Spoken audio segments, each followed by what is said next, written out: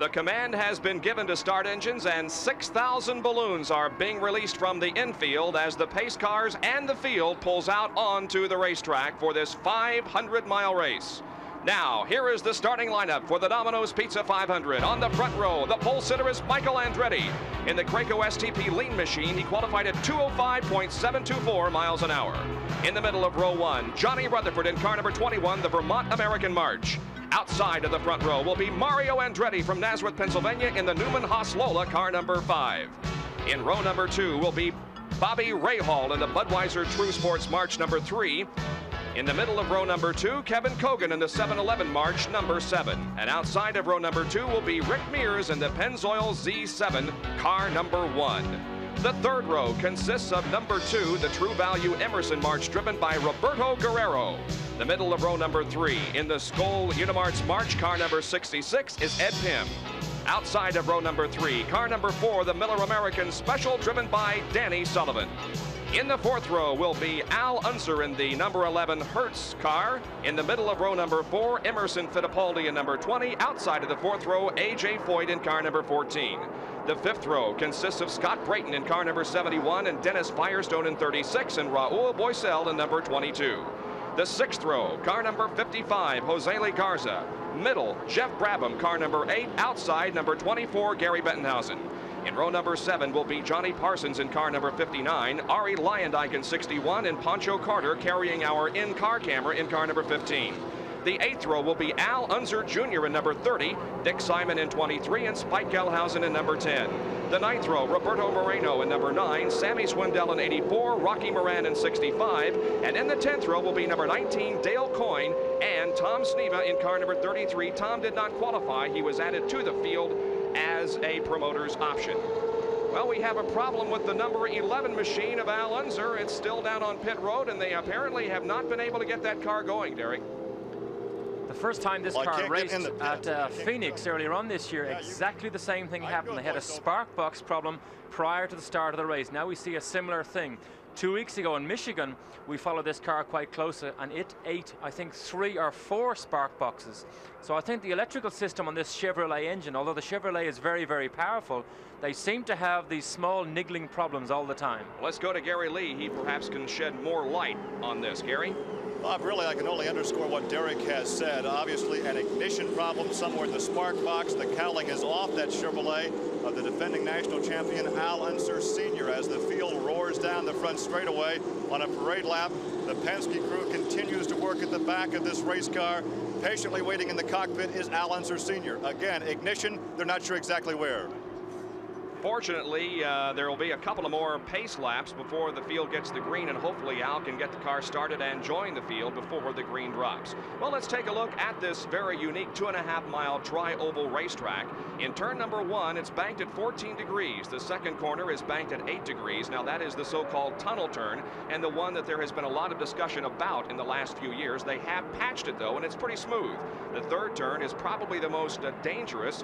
You have to get on the brakes quite hard for turn number 3. It's banked at only 6 degrees. The front stretch is 3,740 feet long. The back stretch, or Long Pond Straight, is 3,055 feet long. And then there is also a north straight that is about 1,780 feet in length. As we indicated, there has been considerable discussion about the roughness of this racetrack. We polled some drivers to get their opinion about that. They did a new paving section over there, and they've helped turn 2 out a little bit, but you know, 3 and 1 aren't any better the wear for the winter, that's for sure. It's really unfortunate, and you know, to see this class of cars running in this kind of a racetrack. I really don't like the place at all because maintenance hasn't been updated. But it is a rough racetrack, there's no question about that. It's going to be hard on a guy because of the bumps. The roughness of it, you take a lot of abuse, your body does. It's not going to be one of those races where you can sort of sit back and relax in the straightaways. Many years ago, when the race cars didn't have such a stiff suspension, bumps like we have here at Pocono didn't really make much difference. But now the speeds are so high and these cars are set up so stiffly, even small bumps are magnified greatly into the car suspension and into the driver. Well, I thought that they had gotten Al Unser Sr.'s car started, but now I'm not so sure. They reached for the cowling to cover the engine, but it still remains off the car as the field comes down for their second pace lap. Next time around, they'll get the green flag, and the thousands of spectators gathered here in the straightaway stand and wave to the drivers, and they wave back as we are about to begin the third and final leg of Auto Racing's Triple Crown. We, of course, will not have a Triple Crown winner this year, because we have had different drivers win 500s. Bobby Rahal, of course, of Indianapolis, and Johnny Rutherford at Michigan. Who'll win today? Well, time will tell. And there is our in-car camera being carried by Pancho Carter, who's starting back in 21st position outside of row number 7.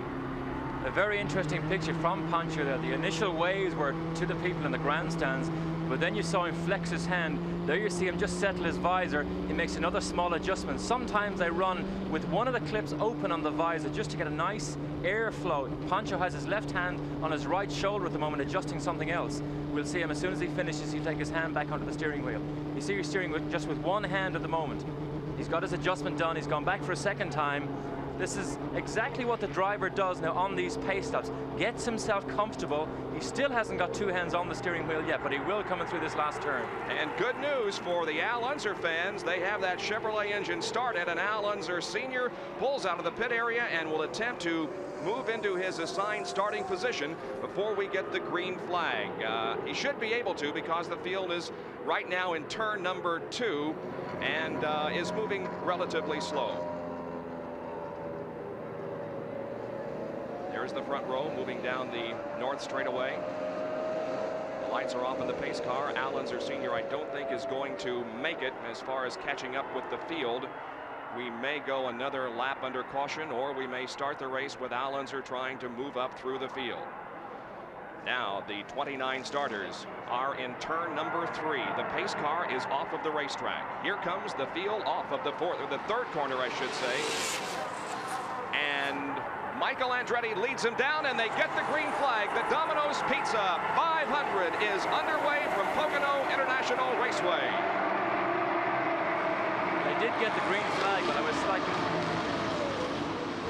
We have just begun the Domino's Pizza 500 from Pocono International Raceway, and as the cars move out of the first corner, it appears as if Mario Andretti has grabbed the lead. Michael Andretti, the pole sitter, is dropping back here at the start of the race. He started this race with a new track record on Friday, qualifying at 205.724 miles an hour, but he is moving up, and now Johnny Rutherford has a lead. We have a crash in corner number 2, as at least 2 cars are involved. We'll wait for a confirmation on who exactly is involved, but a lot of damage to machinery in turn number 2. This is the one that has been so controversial. There is one of the cars involved. That's Johnny Parsons in car number 59, the Schaefer Machinist Union car. And you can see extensive damage to the rear end of that machine, but we can see Johnny moving around in the cockpit. Hopefully, he is all right. The other car involved in the accident is on the inside of the racetrack in the infield, and we have yet to find out who else was involved in this crash besides Johnny Parsons. The second car is in fact Dennis Firestone in the Lola, the Raynor Lola. Now we saw Dennis have an enormous accident prior to the race at the Indianapolis 500. The safety crews are still there. Dennis hasn't got out of the car yet, but he has the best of medical help there attending to him at the moment. But Dennis Firestone in the Raynor Garage Doors Lola is the other car that was involved in that incident with Johnny Parsons Jr. And there is, it appears, some concern at this point on Dennis Firestone. Steve Edwards, the kart safety director, is there, and several other medical personnel are on hand. Let's take another look at it. It occurred just as the cars moved through the second corner.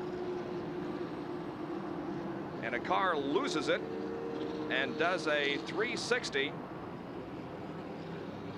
And Dennis Firestone comes along with no place to go and nails Johnny Parsons. Parsons on the left of your screen, and Dennis Firestone on the right. I think we have a third car in this incident somewhere. It looks as if we might have Scott Brayton also involved in this accident. Now, Johnny Parsons Jr. was involved. I don't think he started this incident. Dennis Firestone was unfortunate to be involved because he ran into the car who spun. Now, we think it was Scott Brayton. You're yes, right, indeed, there it was. There it was, Scott Brayton. We don't know what happened to his car. He lost it in the middle of turn 2 Now, we don't know whether that was over the bump, because he did have problems over the bumps earlier on, but Scott Brayton definitely was the cause of the incident that we're seeing now, and which has caused this yellow caution period. And you can see Johnny Parsons and Scott Brayton out of their machines, but there is some concern at this moment about Dennis Firestone, and of course we will update you throughout the afternoon. Now, we will have this race at 5:30 Eastern Time here on ESPN. In the meanwhile, we of course have Winston Cup racing for you from Michigan International Speedway, and some exciting racing throughout this weekend here on ESPN. Earlier today, the Formula One race was won by Alain Prost. So now we take you back for more of the Champion Sparkplug 400 from Michigan International Speedway.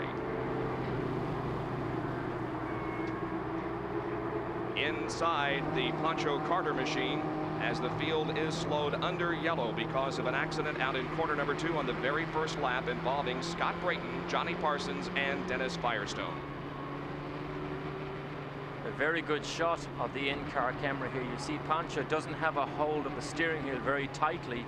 He's got his hand loosely on the wheel. This is for relaxation for the driver, because through these very high-speed turns, it's physically very difficult to constantly hold that steering wheel and turn it through these corners. So Pancho is in a very relaxed position here. Now he's taken his left hand away. He's either got it down in the cockpit, or he's making maybe a small adjustment to his seat belts. During these yellow caution periods, of course, driver comfort is what the driver thinks about. So he will make any small adjustments that he can make to his seat belts, or maybe his helmet, or whatever he can. So Pancho Carter in a very relaxed atmosphere there at the moment during this yellow light period. Well, it was an interesting start because Michael Andretti dropped all the way back to 6th position at the drop of the green flag. Johnny Rutherford led lap number 1, followed by Kevin COGAN. 3rd position was Mario Andretti. 4th was Bobby Rahal. 5th, Rick Mears. And 6th was Michael Andretti as Pancho Carter moves through the accident scene. See a tremendous number of safety vehicles there at the scene of the crash. All 3 drivers apparently are okay, but they will be moved to the inside infield medical facility where they will be checked over. But first report is all drivers are okay, but a lot of machinery has been bent here in this first lap accident. There are the top 5 with 3 laps to go. We'll be back with more from Pocono right after this. We are about to resume the Domino's Pizza 500 from Pocono International Raceway. We are yellow because of an accident which involved 3 cars. It occurred in turn number 2. The car that loses it originally is Scott Brayton. You see, he spins harmlessly. That first car goes by, and Parsons has nowhere to go. Straight into the back of him, lifts him up, almost turns him over. But now Dennis Firestone comes along and hits the back of Johnny Parsons. So 3 cars involved in this accident. Let's go down to the pit area and Gary Lee. As a precaution, all 3 drivers have been brought to the Horton Medical Center here in the infield. All 3 walked in under their own power. All 3 have walked out now after the checkup. Johnny Parsons is with me. You had a bird's eye view of what happened. Well, 2 cars got crossed up, 2 white cars in front of me, and it was just smoke, and cars were blocking the track. So I was getting on the brakes, and I was going over the bump, over the tunnel, turning left when I had to get on the brakes, and back and jumped out on me. So I had to slow down and keep from missing the spinning cars, and unfortunately, I ended up in the wall myself. Was it the racetrack or perhaps some over-aggressive driving on the first lap? I don't think it was. I can't really say, Gary. I don't really know. I was behind it all. As far as I'm concerned, I was just a victim of circumstance. I just had no choice. I had to get on the brakes to keep from hitting him, and got in the bump, got sideways.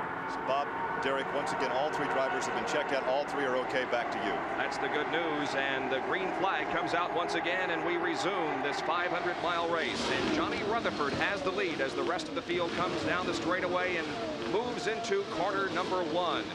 Running in 2nd position is Mario Andretti from Nazareth, Pennsylvania. There is Johnny Rutherford going down the Long Pond straightaway in that number 21 machine. He, of course, was the winner of the most recent 500 just 2 weeks ago at Pocono, Michigan International Speedway. Kevin COGAN has now moved to 2nd, and he has put Mario Andretti back to 3rd place. After Kevin's initial showing with his win at Phoenix and then his good showing at Indianapolis, the sparkle seems to have left this team just a little bit. And I spoke to him earlier on the weekend. He thought it's about to turn around. He felt that just as it turned bad Pocono may be the race that's going to turn good. And here he runs in a very strong second place with Johnny Rutherford. He's just a few car lengths behind Rutherford, but at the moment, this is the leader, Johnny Rutherford from Fort Worth, Texas, trying to win his second consecutive 500-mile race. Cogan in second position now as we are on lap number 7. 6 laps have been completed, and Cogan appears to be ever so slowly inching in on Johnny Rutherford. Rutherford came here supremely confident after his Michigan 500 win, and I spoke to him and he said it just gives the team just such a good uplift. And really for a team that doesn't probably spend as many dollars on engines and cars as the what we would call the high dollar teams, Rutherford really is beginning to show that he can mix it still with the best of them at these high-speed ovals. The number 66 car of Ed Pym has been given a stop-and-go penalty for passing before the green came out. And we also understand that number 19, Dale Coyne, has come into the pits and may be out of the race. There's the interval between first and second position, Rutherford and Kevin Cogan. Third is Mario Andretti. Michael Andretti, who dropped back to 6th, has moved back up to 4th position. He's now about 3 seconds behind the leader. Then in 5th position is Rick Mears. In 6th is Bobby Rahal. 7th is Danny Sullivan, and the car is slowing. That is Ed Pym in car number 66. The car that was given the stop-and-go penalty, or at least told to come in for a stop-and-go penalty. But it appears as if there is something more serious wrong with that race car. Very unfortunate for the Skull car of Ed Pym. He did qualify over 200 miles an hour in the 8th position. Has shown extremely good potential for this team during qualifying, but the race performance just hasn't come yet. But Ed feels it's there. It's just a matter of a little bit of luck, lady luck sitting alongside him, and he feels the results will come. So the Skull car looks as if it could have a terminal problem early in this race here. And the yellow flag has come out once again. We will have to retrieve the car of Ed Pym. So already 4 cars out of this race. There are the top 5. Back in a moment at Pocono. Bob Jenkins, Derek Daly, and Gary Lee back at Pocono International Raceway for the Domino's Pizza 500. There is Michael Andretti, who has moved back up to 4th position after dropping to 6th at the end of lap number 1. Got off to a very poor start when the green flag dropped. Gary Lee, can you shed us some light on this situation? Hopefully Barry Green, the team manager, can. What was the problem on the restart? Well, Gary, it wasn't the restart, it was the start. You know, we got the green flag here, and then the first 2 or 3 yellow lights were on, and Michael backed off, and about 5 or 6 cars went by him, so it was a little bit unfair. I guess it's pretty hard for CART to reorganize that after the start, but there was some problem with the lights, and we felt we got hurt there. So at this point, there's really no recourse for you guys but to let it settle into a rhythm and then to pick up the throttle. Yeah, it's a long way to go yet, and we'll be there at the end, I hope, and we'll try and get back up front. So a contradiction between green and yellow for Michael Andretti. And the signal has been given for 1 more lap to go before we get the green. A couple of cars are in the pit area. Actually, 3 cars are as we watch Michael Andretti and the others on the racetrack. Jeff Brabham has come in car number 8. Ed Pym is in, and so is Rocky Moran in car number 65. There is Jeff Brabham sitting patiently in his car that is powered by Honda. And they are changing, it appears to be they're making some adjustments to the front wings there, Derek. He's turning it anti-clockwise, which means he's taking some of the front wing out of it. So we can only surmise that Jeff's in a loose condition because they've actually taken away some of the downforce off that car. And Jeff pulls back out on the pit road and will soon be joining the rest of the field. We have completed lap 10. And already we have had 2 yellow flags, and we have seen 5 cars drop out of the race. 3 in the first lap accident. Although Ed Pym is not officially out of the race as yet, they are working on that car in the pit area. Ed continues to be in the cockpit, and they are putting the cowling back on it, so it could be that he'll rejoin the field. Dale Coyne has dropped out in that number 19 car. Coyne was the slowest qualifier here this weekend, clocking only a 151.189 miles an hour as compared to Michael Andretti's 205.724 pole speed. Now the field begins to pick up speed just a little bit as the pace car comes in once again. Johnny Rutherford will lead them down for the second restart of this race, make it the third.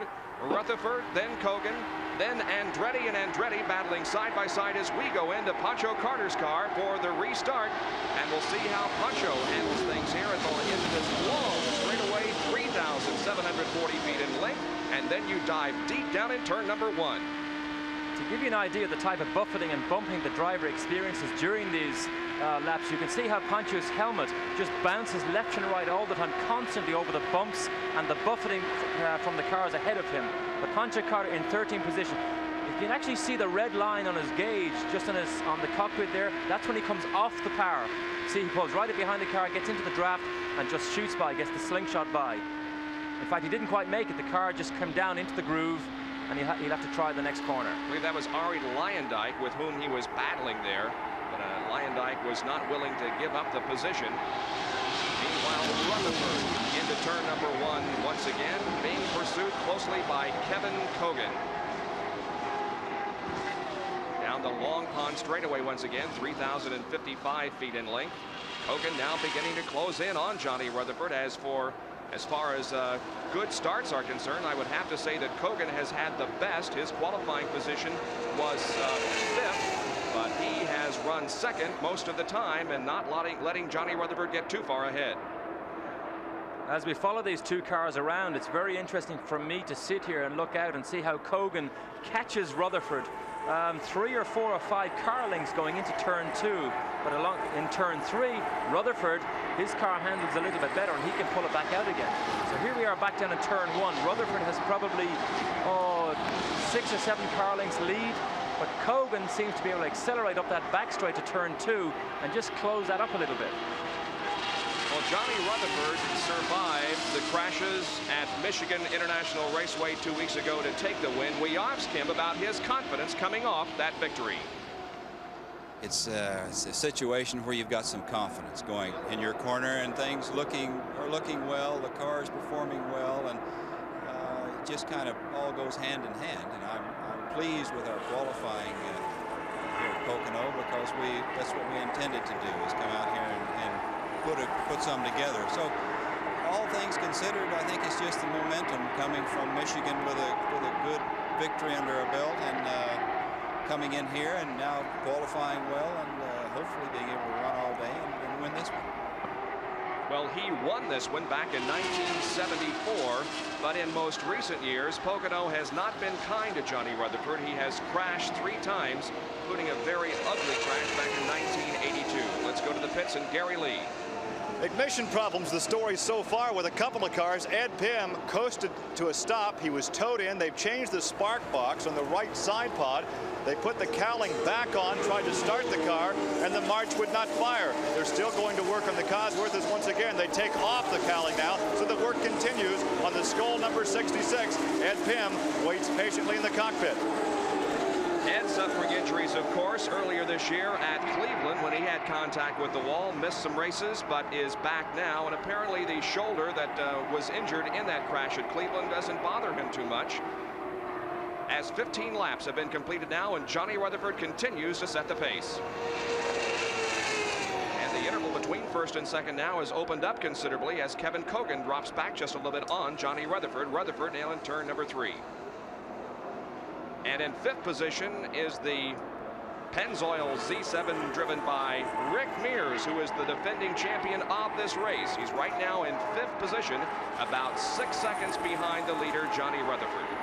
Rick was a little bit baffled after his qualifying run, because he felt he had more revs off each of the 3 corners than he'd ever had during the practice sessions, and he expected a 2:04 qualifying run. In fact, it was only a 2:01, and really it was a surprise that himself and his teammate Danny Sullivan really didn't qualify that well here, and we don't see him heading for the front at the early stages of this race. But Rick really is a master tactician on these super speedways, and I think he will be comfortable just sitting in the top 3 or 4 positions and let a couple of 100-mile run of this 500-mile race. That is Bobby Rahal running ahead of Rick Mears. Bobby Rahal in 4th position, winner of this year's Indianapolis 500-mile race. By the way, Rick was going for a sweep of the pole position Triple Crown. He won the pole at Indianapolis and he won the pole at Michigan, but did not get that accomplished, of course, because of Michael Andretti's record run. Bobby Rahal in the Budweiser True Sports March running 4th. Rahal having a nice steady weekend. Wasn't one of the stars in qualifying, only qualified 4th at 201.6. But he is another man who uses his brain during these 500-mile races. He won't want to stretch his car too hard in these first couple of 100 miles. So himself and Rick, although they're going to race wheel to wheel on the track, they won't stretch each other too much.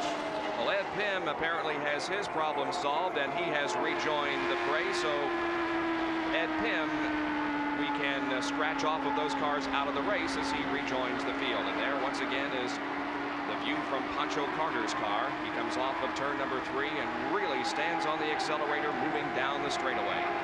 Still hasn't quite managed to pass Ari Leinbach in the Provimi car. That's Ari just on the left-hand side of the picture. He has just made up one position himself. But Pancho Carter still trying to make up that position. In fact, now he's trying to pass AJ Foyt. See, AJ just gets a little bit loose, moves high in the groove, then comes back into line. So Pancho now will have his eyes firmly set on Foyt, trying to pick up another position. Michael Andretti and Emerson Fittipaldi out there on the racetrack, and another car has dropped out of the race. Raul Boisel comes in and has climbed out of the cockpit, so another retiree. Emerson Fittipaldi in car number 20, running in 8th position as we go back up front once again to check on the progress of our leader. There he is, Johnny Rutherford, with just about a 2.5 lead on Kevin COGAN. We'll be back with more from Pocono International Raceway right after this. Back at Pocono, where Johnny Rutherford is the leader of this race. One of those involved in the first lap crash out in turn number 2, Scott Brayton. He's with our Gary Lee. What kind of a start did we have, and was the start responsible for the altercation on the backside?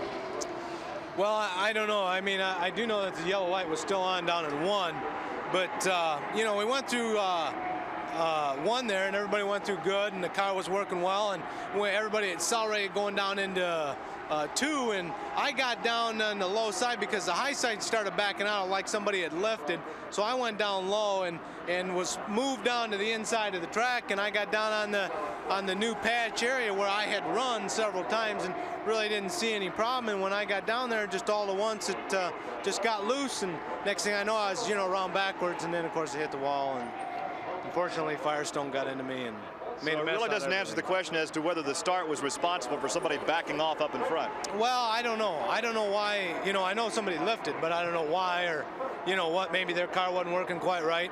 I think the green was on. I'm sure going into turn 2, the green was on, I know. And so everybody was racing and got in there and got loose. All 3 of you drivers ride back in the ambulance together. Any conversation? No, nothing other than, you know, it's too bad. Stuff we can't talk about on television. Well, no, you know, the Livingwell car was running super. Hamilton Racing did a fantastic job preparing the car. We ran strong all weekend, and I really thought that, you know, this was our day, but it's not to be. Once again, all 3 drivers are okay. All right, thank you, Gary. Some good racing going on out there on the racetrack. Bobby Rahal and Rick Mears are running right together on the racetrack, and that's Danny Sullivan right behind them, making it a 3-car duel. We have had a change in second place as Mario Andretti has passed Kevin COGAN, and now Andretti is in second. It looks to me as if Rahal is slowing down Rick Mears just a little bit.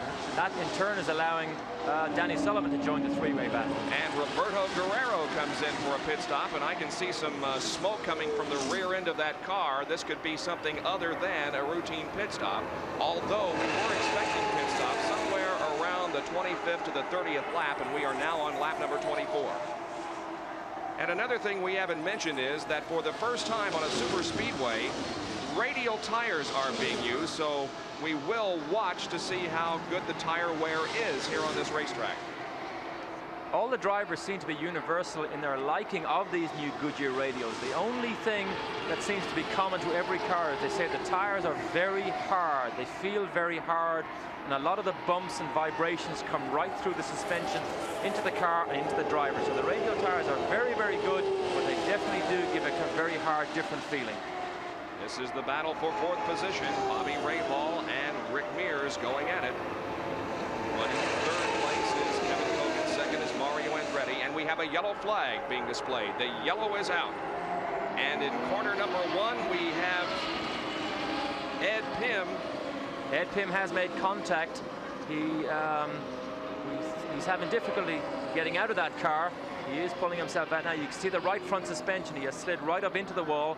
That right front suspension is well torn off the car. We see Ed walking slowly away. He does seem to be fine. We're not sure exactly what happened yet, but Ed Pym, his day is over. So Ed Pym brought out our second caution flag because his car was moving very slowly and stalling on the racetrack. And now he brings out our third caution because of some contact out in corner number 1. And pit stops are being made here. Kevin Cogan was in and out quickly, and Kevin, I believe, is going to be the leader of the race. Johnny Rutherford, meanwhile, is just now coming into the pit area as the safety trucks are out on the racetrack, and Al Unser Sr. has also climbed out of his race car. And Derek, it appears as if he may have had some kind of contact also. That front suspension looks damaged. It does look a little bit damaged as we watch Rutherford here, our early leader, make a quick pit stop. He's changing 2 tires. He's topped it up with fuel. And now we come back to our in-car camera with Pancho Carter. Okay, Pancho Carter has actually just got his pit board to say come in for fuel, so he is on his way in this time. So let's follow him down as he comes out of the groove and slows down and gets in for this pit stop. We're going to watch it right from the in-car camera. This is exactly what the driver sees. He now enters pit road.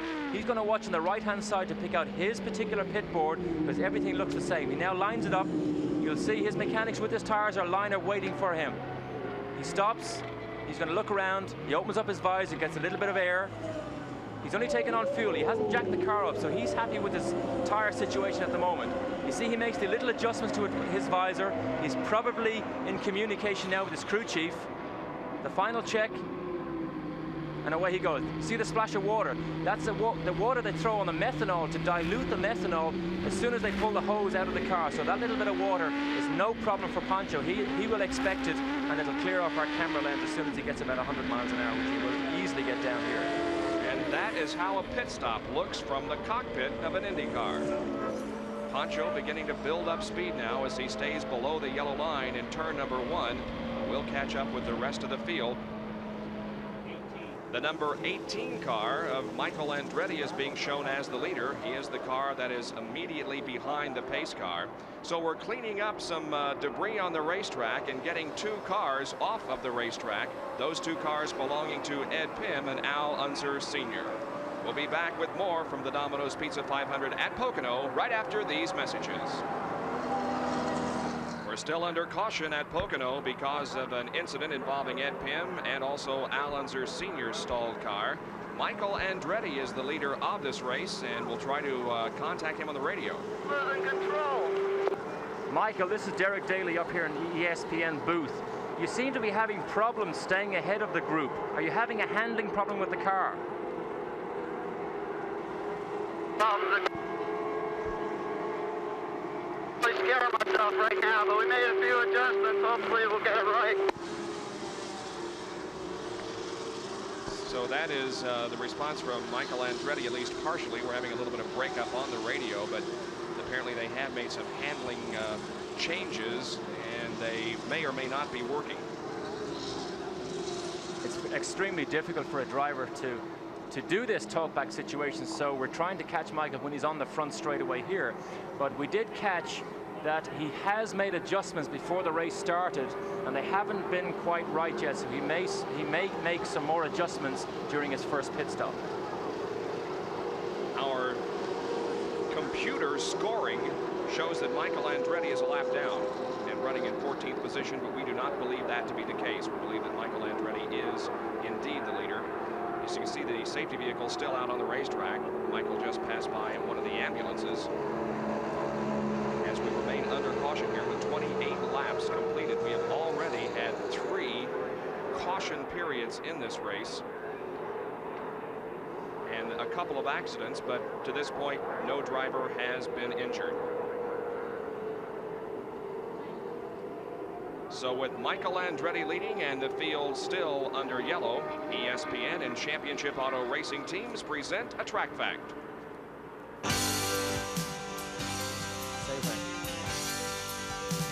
The MEARS chassis has been very much the dominant car in this year's IndyCar racing, but I'd like to show you one of the interesting design aspects that they have incorporated in their car. Now, for the '86 season, the rule makers reduced the all-important side pod area of the cars to reduce the downforce and curtail the speeds. Now, what MEARS did is they took the exhaust system out of the turbocharger, and instead of having it in free air as normal, they brought it down through the chassis, down right into the tunnel area. So now when the engine is at full song, it actually accelerates the air through the tunnel, possibly giving more downforce, and maybe this is the reason why the MEARS has a little advantage over the rest of its rivals this season. With 29 laps completed at Pocono International Raceway, Michael Andretti is the leader of the race. We'll be back with more in just a moment. A recheck with timing and scoring indicates that Michael Andretti is not in the lead. He is still on the lead lap, but his father Mario is the leader of this race, and Mario is the 5th car in line there. So although Michael is on the lead lap, he is almost a lap down to his father, and all this caused by the fact that we had a yellow and pit stops, and Michael got caught and is not the leader of this race. So the top 5 at this point then: Mario Andretti, followed by Johnny Rutherford, Bobby Rahal running in 3rd, Kevin Cogan who's 4th, and Danny Sullivan running in 5th position. 30 out of 200 laps have been completed. This is the best showing by Mario and this Lola IndyCar for some time, because the Lola customers have not been happy with this car on the super speedways particularly. They always felt it lacked downforce, lacked a little bit of downforce over the MEARS car, and therefore they always struggled. Now, Al Unser Jr., particularly this weekend, has had a very hard time. But Mario's car is carrying some aerodynamic differences on his car that the other Lola cars don't have. So really, I can think that if this is a test session for these new changes, they do seem to work, and maybe we might see the Lola a little bit more competitive from here on in for the rest of the season. Certainly one Lola chassis that did not perform well this weekend in qualifying and in practice was Al Unser Jr.'s. He struggled with that all weekend and finally ended up settling for a 22nd starting position of 190.190 mile-an-hour qualification run. That car, of course, sponsored by Domino, the company that is sponsoring this race. The green flag comes back out, and the race is on once again. Michael Andretti leads them down the straightaway into the corner, but remember, he is almost a lap down now to his father Mario, who is the leader, and Johnny Rutherford running in 2nd position. And there is Mario following one of the slower cars on the racetrack. Michael is ahead of this pack, and he will desperately try and stay in the lead. And I would think he will look for another yellow flag, because if he can get a yellow at this stage, he will obviously stay out of the pit long enough to make up that lap and get back on level terms with his dad and Johnny Rutherford. Look at Johnny Rutherford close in on Mario Andretti. Rutherford really moving in now, reeling Mario in. It's down to just a couple of car lengths. We'll see if Johnny Rutherford makes a move on Mario Andretti here on the straightaway. They are moving at full throttle down the straightaway, and Rutherford moves to the inside but sees that he cannot make the pass, and so he still is content to follow Mario in that 2nd position. Mario down low on the racetrack now, and Johnny Rutherford up high, but again a slower car is in the way. That, I believe, is Dick Simon, and we have been told that Emerson Fittipaldi will be penalized a lap for passing the pace car.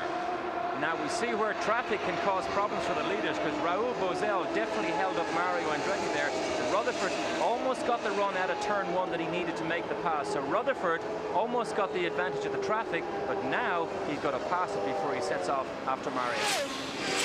And there is Kevin Cogan, who is knocking on Johnny Rutherford's door in a good battle for 2nd position. So good racing here in the early stages of this 500-miler, and Rick Mears is also right there. Into corner number 1, Kevin Cogan passes Johnny Rutherford, moves into 2nd. Rutherford back to 3rd, and Rick Mears 4th. Kevin Cogan on the classic slipstream move down the front straight did get the position, but Rutherford got through the corner better, took it back, and now Cogan slipstreams and takes the position back again. Good racing. They go into corner number 2, and Kevin Cogan grabs back that 2nd spot.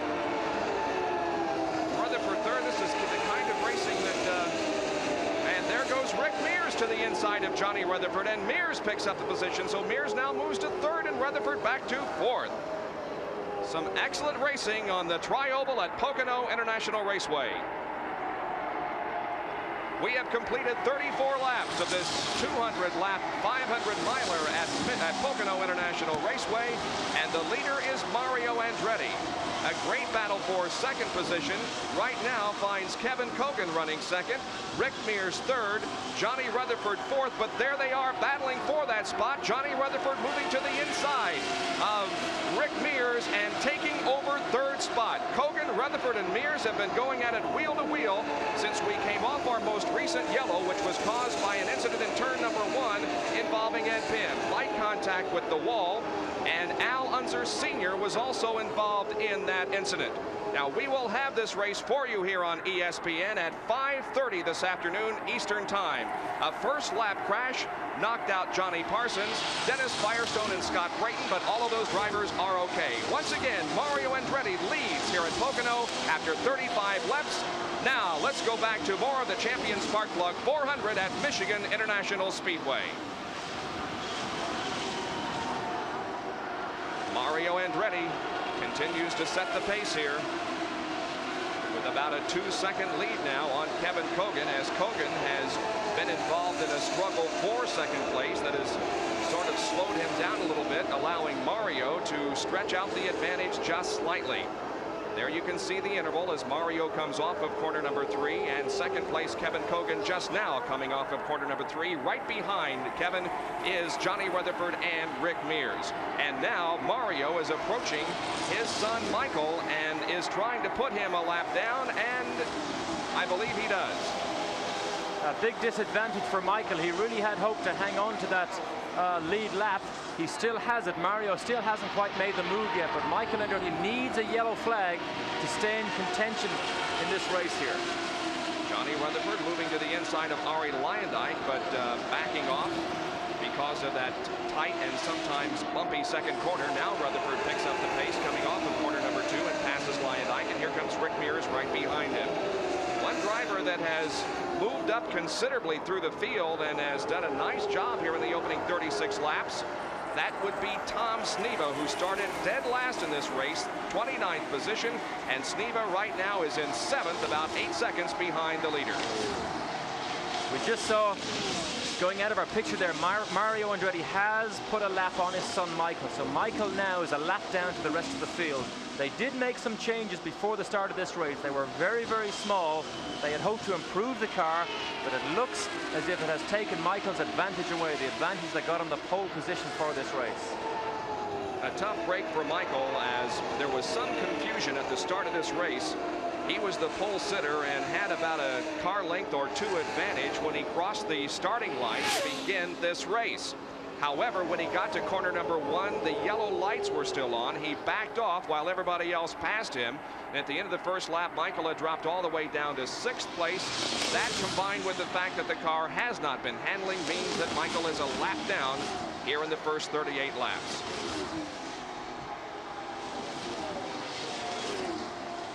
We had an opportunity earlier in the weekend to talk to Mario Andretti, our current leader. It's so competitive today that if you're going to be conservative, it's going to show. So whether you're up front or not, you still got to get everything you can out of the car, not be unreasonable. But I mean, if you slow down just a couple miles an hour, which puts you off the pace, still I don't think you're going to be easy enough on a car. If something's going to break, it's going to break. Let's face it. And if it's that marginal, you just gotta keep your fingers crossed. Emerson. We have a car in the wall. Car in the wall is Emerson Fittipaldi, the number 20 Marlboro machine. The front wheel is off of that car. I don't think he had real serious contact with the wall. In fact, he may not have hit it at all, just lost a wheel. We would only be able to speculate at this time, but nevertheless, Emerson Fittipaldi joins the list of those cars out of the race already.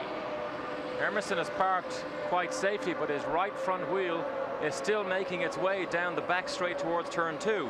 Now, it doesn't look to me as if any contact was made. I think the wheel just simply came loose and came off that car. So Emerson can count himself very lucky that he didn't make any contact. We have an update from Gary Lee, who's down in the pit lane with Ed Pym.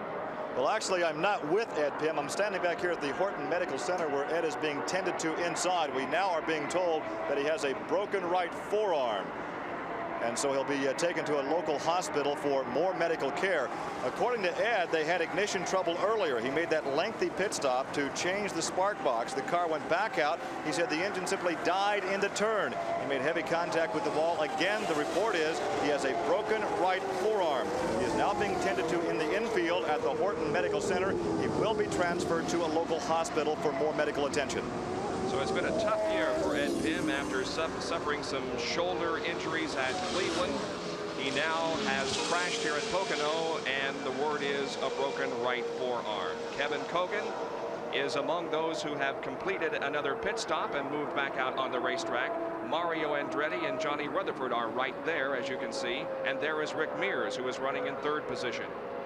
But the fourth caution period of the afternoon is upon us with just 40 laps completed. And Derek, we have talked about attrition, and it is unbelievable, as I believe 3, 4, 5, 6, 7, 9 cars, make that 10 cars, have already dropped out of this race. About a third of the field already, with almost a fourth of the race over. Right at the top of the show, we did talk about attrition. It's almost a continuation of the script that was written for Michigan. It's expected. We almost knew it was going to happen, and it is happening right here in front of us, which is almost a problem with these super speedways. But however, they still do provide extremely exciting racing for us, as we see Rick Mears have one of his pit stops. You can see the clock ticking off. The crew in no real particular hurry, although of course they want to get him out as quickly as possible. It's 11.5-second stop. But because we are under yellow, the crew's not necessarily as quick to get a driver back out there on the racetrack as they would if we were under yellow. So there goes Rick Mears out of the pit area, followed by Michael Andretti and Roberto Moreno in number 9. At the moment, it is Mario shown as the leader and Johnny Rutherford second. We'll have more from the Domino's Pizza 500 after these messages. We're with Pancho Carter as he completes another pit stop and moves back out onto the racetrack. 42 laps completed, and the yellow caution period that we are under right now being caused by the number 20 car of Emerson Fittipaldi, which lost a wheel out in corner number 1 between 1 and 2. And that car has been gotten off the racetrack, so we will go back to green when they come down this next time. The top 3, Mario Andretti. Running second is Johnny Rutherford, and third, Bobby Rahal. And officially in fourth position is Danny Sullivan. Fifth is Al Unser Jr., and he has moved up well from a starting position quite far back in the field. In sixth position is Tom Sneva, who has also done a fine job in moving up from his 29th starting position. Then in seventh position is Jose Legarza. Eighth is Kevin COGAN. Ninth is Rick Mears. 10th is Roberto Moreno. And in 11th position is Pancho Carter. Those 11 cars on the lead lap. A lap down, Ari Lyondike, Raul Boisel, AJ Foyt, Sammy Swindell, and the number 24 car of Gary Bettenhausen. The green flag comes out once again, and we are back to racing. The battle is for second position as Bobby Rahal goes inside and tries to take second spot from Johnny Rutherford. Let's see what happens as they go into corner number 1, and Rutherford hangs on to that second spot. Mario made a classic good start. He's done this so many times. Was able to pull 10, 12 car lengths out through that first turn and down that front straightaway. But Rutherford, another good dice with Rahal, but did manage to hold on to that second position. So Rutherford is second, Rahal is third. And look at Al Unser Jr. in the Domino's Pizza Hot One. Moved to the inside and past Roberto Moreno. And Al Unser Jr. apparently has that car sorted out to his liking. He has done a fine job moving up through traffic and getting in the top 10. Junior has had a very difficult time here all weekend. He just is not comfortable in the car. He's not comfortable with the setup, and until he is a driver of his maturity, although he's so young, just does not stretch the car to 10/10ths that you need for qualifying. So Junior, probably one of the best people at setting up one of these Indy cars, has not been comfortable since the day he arrived here.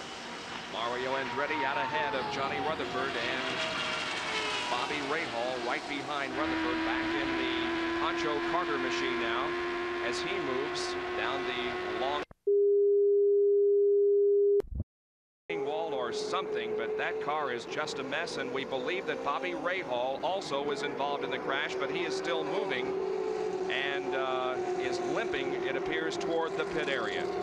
Boy, it sure is comforting to see Johnny Rutherford telling Steve Edwards and the other kart officials that I'm okay, because that car is just a shambles. He could be pinned in the car at this point, but he appears to be okay.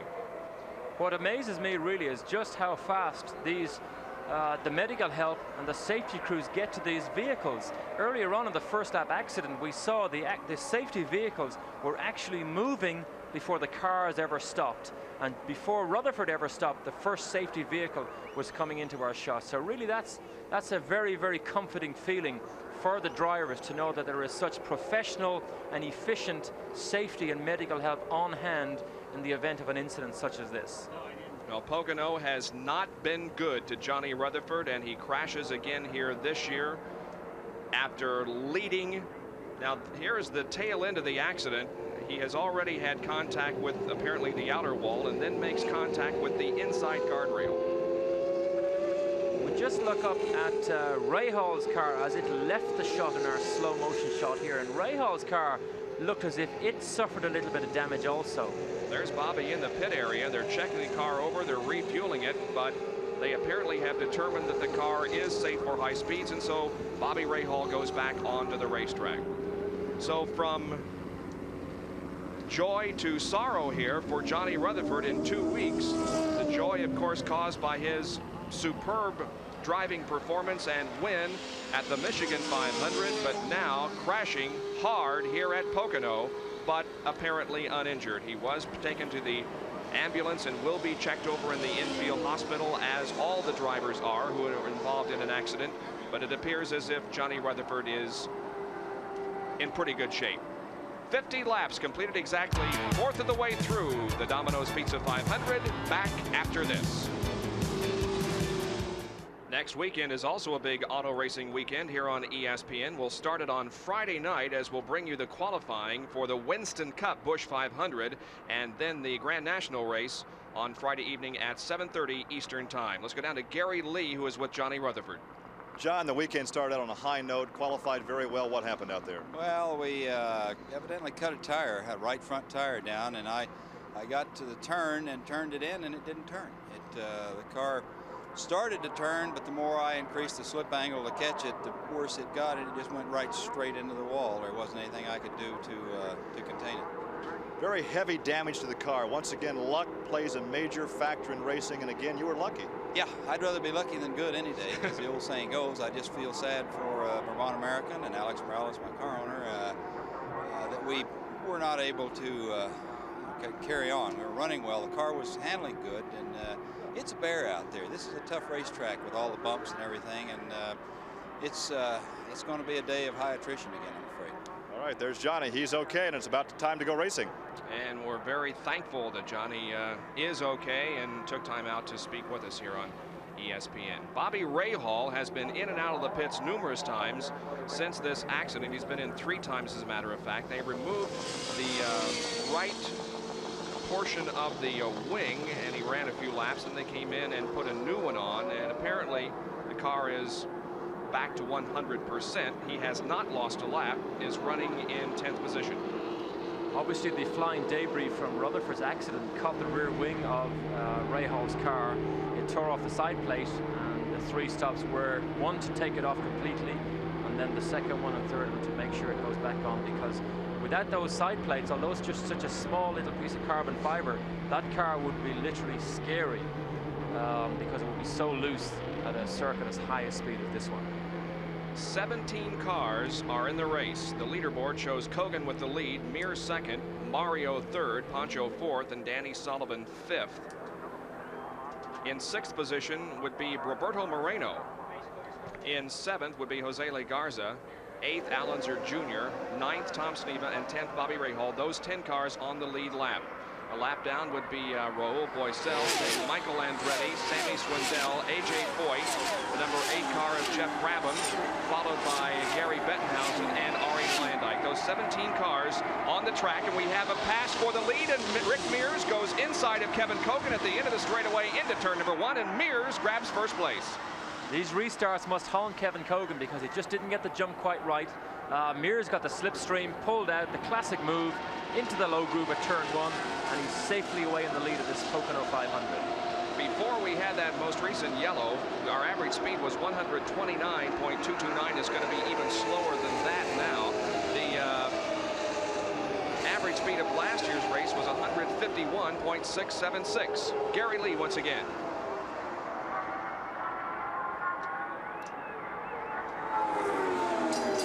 You guys have had a workout here in the pit area. Is everything okay now with the race car? Well, we hope so.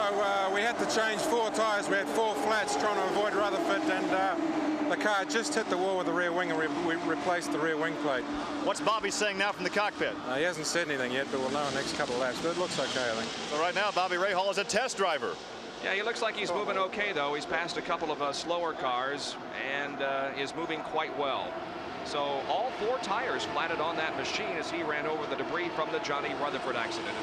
Now Bobby Rahal going to the inside of A.J. Point. What Steve means, just to explain a little bit further, when he says we had 4 flat tires, it doesn't mean flat as we would know on a regular passenger car.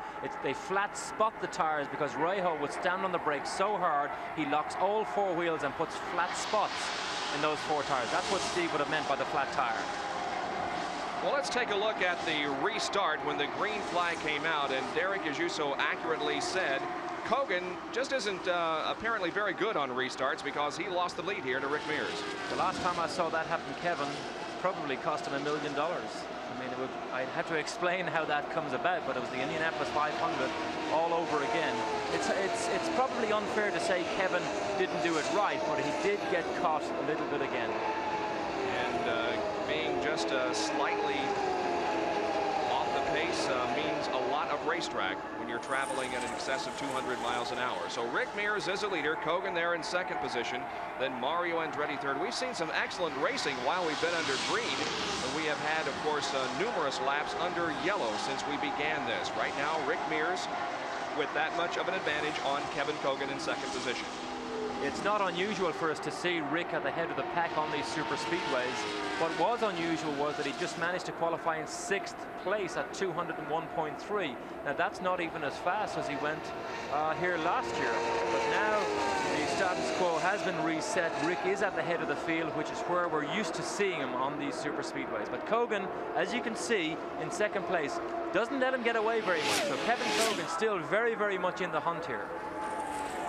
We mentioned earlier that no one could win $1 million for winning the Triple Crown because Rahal won Indianapolis and Johnny Rutherford won Michigan. But the individual who has most points from the 3 500s at the conclusion of today's race will win a $10,000 bonus from a Domino's Pizza. And Johnny Rutherford coming into this race was in the points lead. However, of course, he's out of the race already.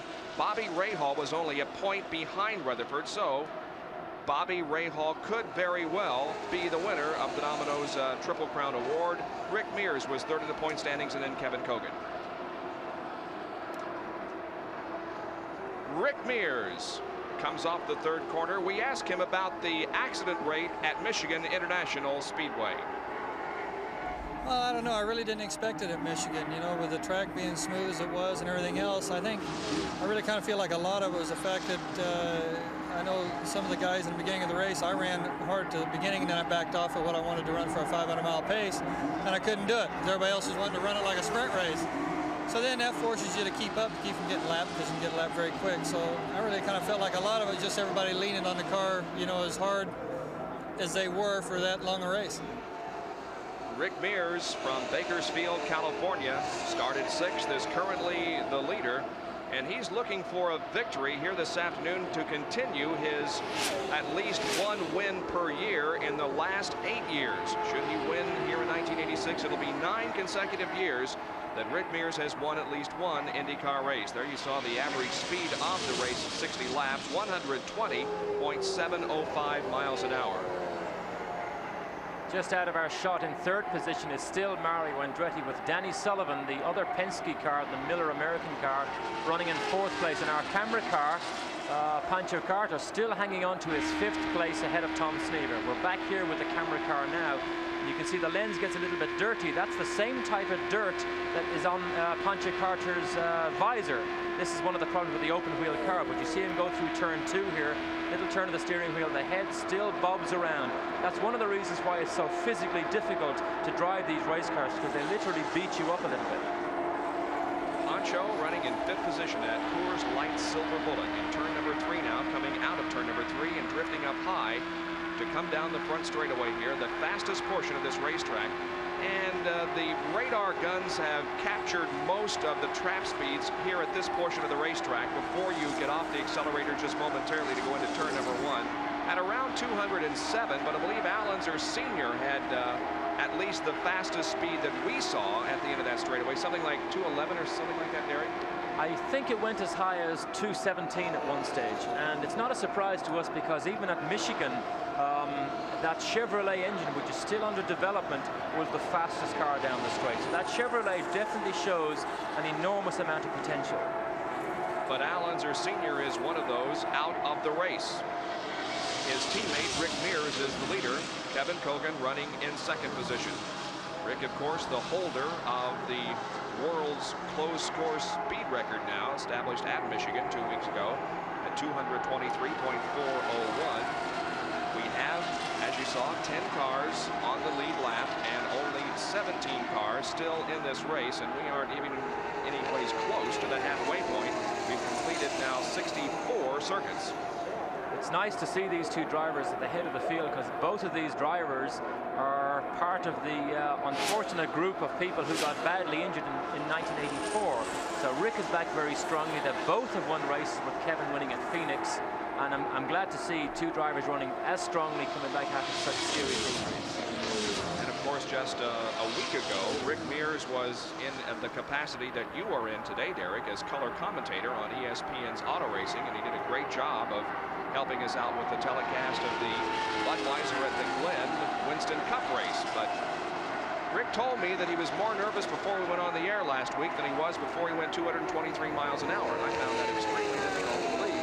Well, that's interesting. I don't mind being here this year to help you out, Bob, and I'm working very hard at not being here next year. Well, let's hope that you are, and you find a ride that will put you on the racetrack, and you can find somebody else to do your job up here in the booth.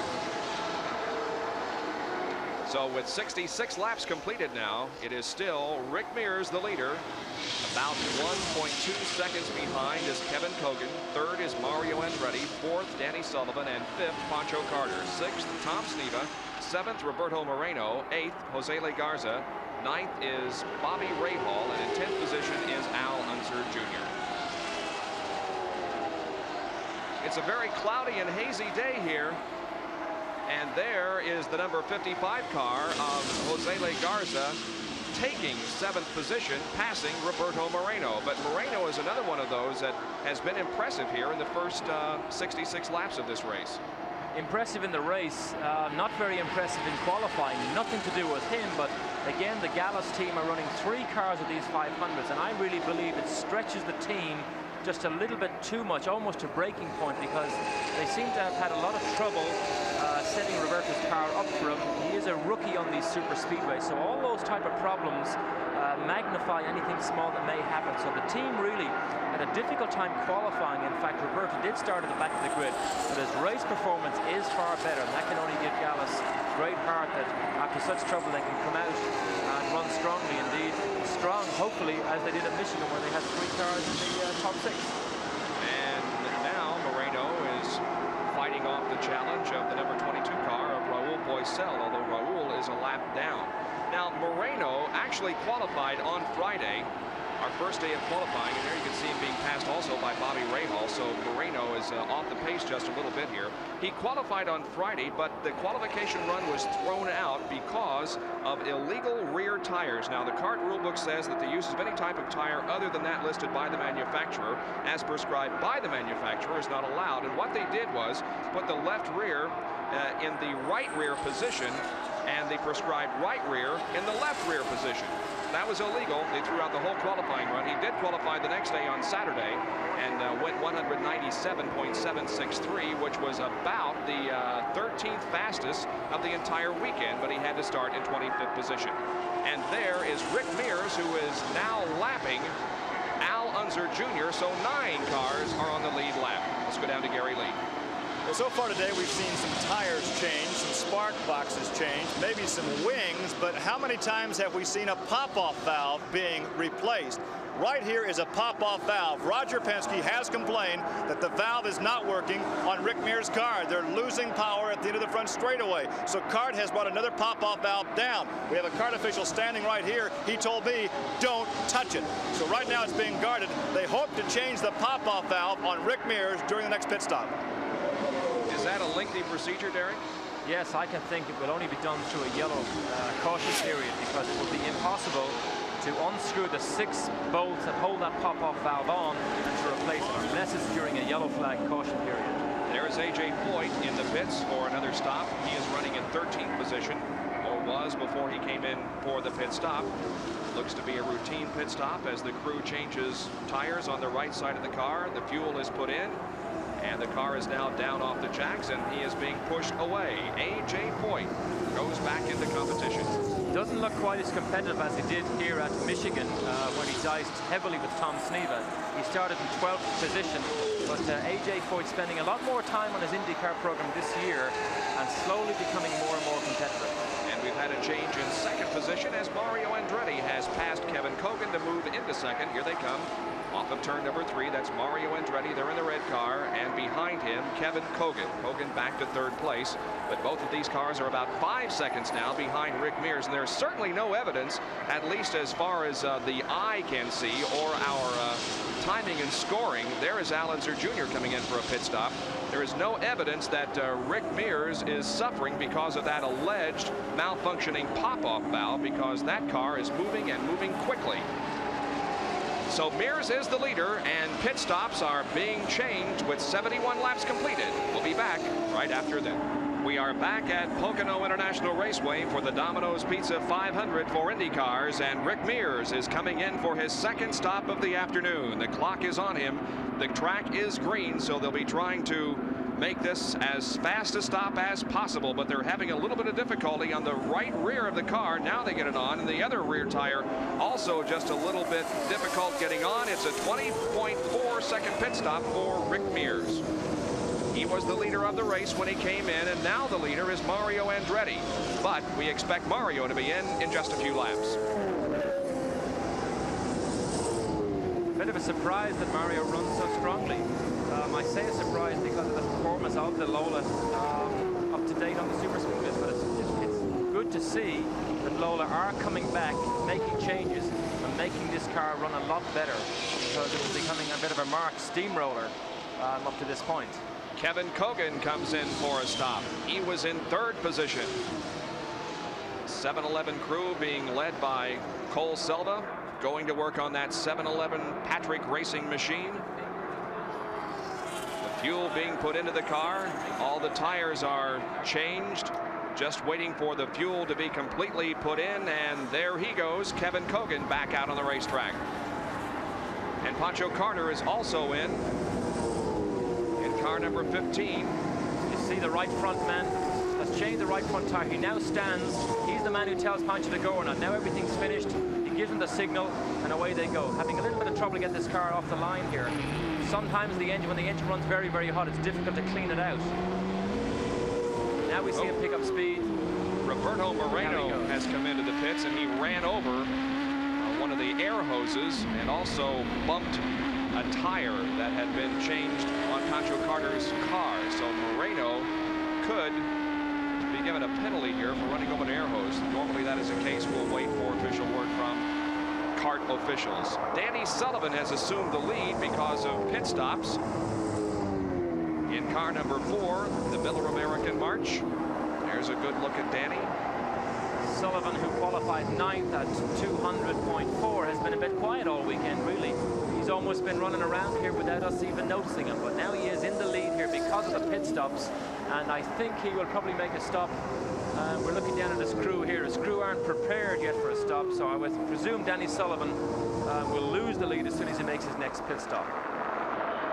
And it will be a stop-and-go penalty for Roberto Moreno for running over that air hose. There he was being passed by Danny Sullivan in turn number 2, so Moreno will be coming in for the stop-and-go penalty. You're right. Danny Sullivan has not made the headlines here this weekend, but he qualified respectively and is the leader right now.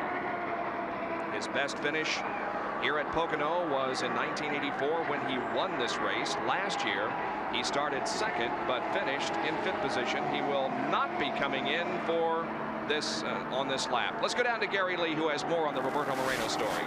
We are about to witness a stop-and-go penalty. Billy Camphausen, the kart official, is standing next to Owen Snyder, the crew chief here on Moreno's 5-star market special. Just that, a stop-and-go penalty. The reason? Well, as he came storming in, it was right after Pancho Carter had made his pit stop. There were still some tires in the way. Moreno hit a tire. It went bouncing down the pit area. Billy Camphausen had to stop the tire from rolling on through the pits. That prompted the stop-and-go penalty. Moreno will probably go a lap down here. Extremely frustrating from a driver's point of view to have something like this happen. But I have to say it's probably a very fair situation from CART just to give a stop-and-go penalty, because I know if you break the rules in somewhere like Formula 1, they disqualify you there and then from competition. So I think the stop-and-go penalty in this situation is probably a very fair thing to do. Yeah, I totally agree. It is a penalty, but yet it doesn't make you suffer all that much. The car is running well, while you perhaps can make up the time that you lost in the pits. Battle for 4th position here is between Bobby Rahal and Rick Mears. Rahal in 4th and Rick Mears in 5th. They come off the 3rd turn and streak down the straightaway. That's Moreno running ahead of them. We watched Rick Mears' pit stop just a couple of minutes ago, and we saw how he was delayed a little bit in the pits. Now this is the result here. He was ahead of Rahal before he made the pit stop. Because he lost 3 or 4 seconds extra, now he's behind him on the track. So that just goes to show you the all-important pit strategy. The pit people must be just as attuned to what's going on as the driver is. Word now is that Mario Andretti is the leader of this race and not Danny Sullivan. Sullivan shown in 2nd position, about 3 seconds behind. I don't think Mario has pitted yet, has he? I did not see him do so. Neither has Sullivan. But Rick Mears has. Now here comes Tom Sneva in for a pit stop. Tom running in 3rd position unofficially. There goes Bobby Rahal. Now here is Mario Andretti, the leader of the race. See if he chooses to come in this time. He does not. 60, make that 80 laps have been completed. Remember, Mario has never won here at Pocono. The one he dearly wants to win, to follow in his son Jeff's footsteps, who won the ARS race yesterday. So Mario Andretti will be very conscious of the attrition rate at Michigan, and in fact he had a big crash at Michigan. So he will be very conscious of just going fast enough, but not too fast to break that car. At the end of 80 laps, the average speed was 132.806 miles an hour. So they're considerably off the track record because of the numerous yellows that we have had, but we have been green now for the last several laps. There is Mario going inside and lapping his son Michael, and Michael's day certainly has not turned out as well as he hoped it would. Pole sitter who had trouble at the start of the race. He backed off, seeing the yellow light still on in the 1st turn, and then the handling went away on the race car, and he is 2 laps down, running in 10th position according to our timing and scoring information. He has also now put a lap on Jose Lee Garza, who was managing to stay on the lead lap for a long time, but now Garza is also a lap down. Well, it's a very, very big weekend of auto racing here on ESPN and nationwide. Before this race this afternoon, it was a very interesting wives race. And I don't know whether you saw that or not, Derek, but that was a lot of fun. These gals were bumping and banging out there. They raced in little go-karts here on the main straightaway, and Jeff Brabham's wife won it. Katie Guerrero finished in 2nd position. At the Formula 1 race earlier today in Austria, here comes Mario in for his pit stop. The winner in Austria, the Formula 1 race, was Alain Prost with, and Mario missed missed his pit area and almost ran over one of his crew members, but at the last moment the crew member jumped out of the way. Mario is going to have to go another lap, but this is going to cost him dearly. The reason he has to go another lap is because he's not allowed reverse in the pit lane. Now you'll see what happens here. He's in the lead. He comes in just a little bit too fast. He now moves out of the hot groove. He's pulling into his pit lane. Now he's already knows he's too fast. He's got the left wheels locked up. Now he's got the right front locked up. He's missed it. He knows he's missed it. He turns right and goes round another lap. The reason he's not allowed reverse on the pit lane. So as soon as he misses it, he has to go around again, do another lap. You see he's got the left front brake locked. That crew member was very, very lucky to get out of the way just in time. Well, we talked earlier, Derek, about how difficult it is to find your pit area when you're coming down here at such fast speeds, and that certainly was graphic display of that. He's going to try it again. Mario Andretti making a pit stop. And this time he comes in safely and stops the car right on the marks. We saw earlier on how 3 or 4 seconds cost Rick Mears a place on board, and the other members of the Budweiser crew are looking things over, but they send Bobby back out there. It was a very risky move for Rick because, as we could see, the back of the car began to bottom out and hit the ground. When you change lines in a corner like turn 1, there's a severe bump just as you turn in, and Rick hit that at the wrong point on the wrong line. That could have put him into problems very, very easily. So Bobby Rahal back out of the track, building up speed, but Rick Mears is the leader now, and it's a 3-second advantage over Danny Sullivan. Mario is 3rd, Kevin COGAN is in 4th position, and Bobby Rahal has dropped to 5th. The only other 2 cars on the lead lap are Tom Sneva in 6th and Pancho Carter in 7th. There is Danny Sullivan in number 4 car running in 2nd position at the moment. The little thing I noticed on Rahal's pit stop was when the mechanic told him to leave, he said no. He pointed to something in front of his car, and until they cleared that away, he wouldn't leave. Now what that was the air hose. If Rahal had run over that air hose, he would have got a stop-and-go penalty just like Moreno did. So Rahal saw the problem, got it corrected before he left the pit lane. Now Rick Mears moves to the outside and tries to put a lap on. I believe that's Pancho Carter with our in-car camera. And if he passes Pancho, it will put Pancho a lap down and mean that only 6 cars are on the lead lap. There is Pancho going down the Long Pond straightaway. We'll look to see if Rick Mears appears from the left side of the screen, we assume. They go down into the 2nd corner. Pancho brings the car high out of the corner against the outside boilerplate wall. And we see no evidence of Rick Mears at the moment. He may wait until the straightaway here to make his move. Pancho brings the car through corner number 3 now. Still staying on the lead lap. And Rick is right behind him, pulling to the inside at the end of the straightaway. But there he goes. Right at the end of the straightaway going into turn number 1. Mears passes and puts Pancho a lap down. 6 cars now on the lead lap.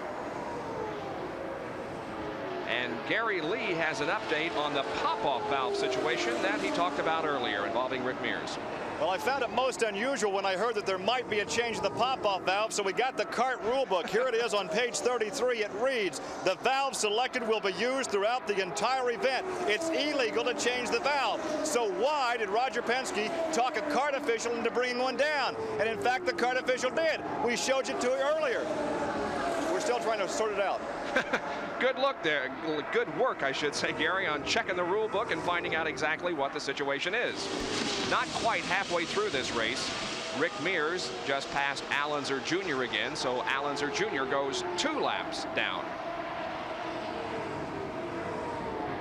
Mears setting the pace. 2.5 advantage on Danny Sullivan.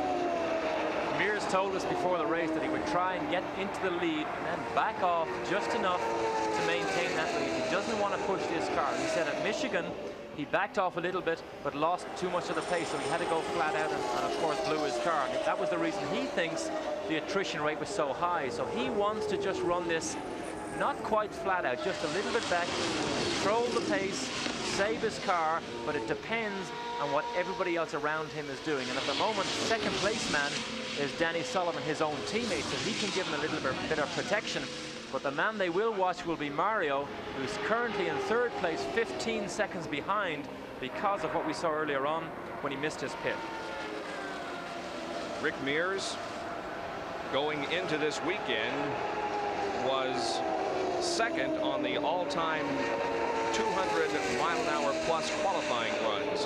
Tom Sneva had more than any other driver, but Rick tied Tom this weekend because Sneva qualified over 200, and rather Mears qualified over 200, and Sneva did not qualify at all. So Mears and Sneva are now tied with the most qualification runs in excess of 200 miles an hour. We are at Pocono International Raceway for the Domino's Pizza 500. Right now, Rick Mears is the leader. We'll be back after these messages. Rick Mears, your leader. Danny Sullivan running 2nd. Mario Andretti is 3rd. Kevin COGAN 4th, and Tom Sneva is 5th.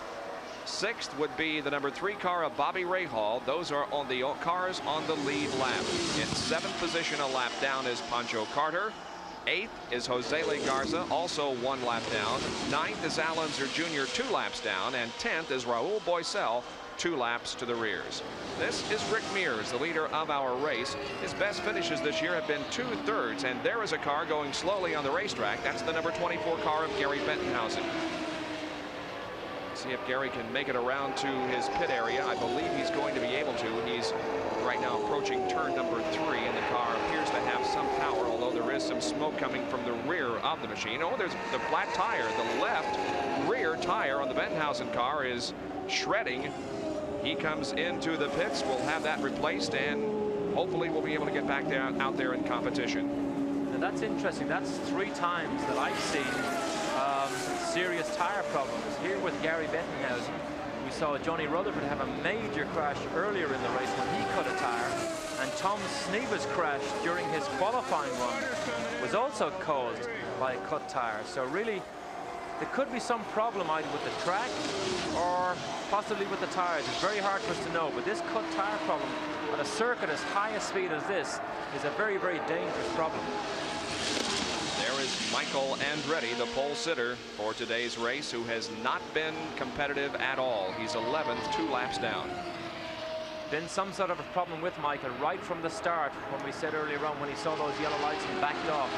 He did make adjustments to the car. They obviously are not right.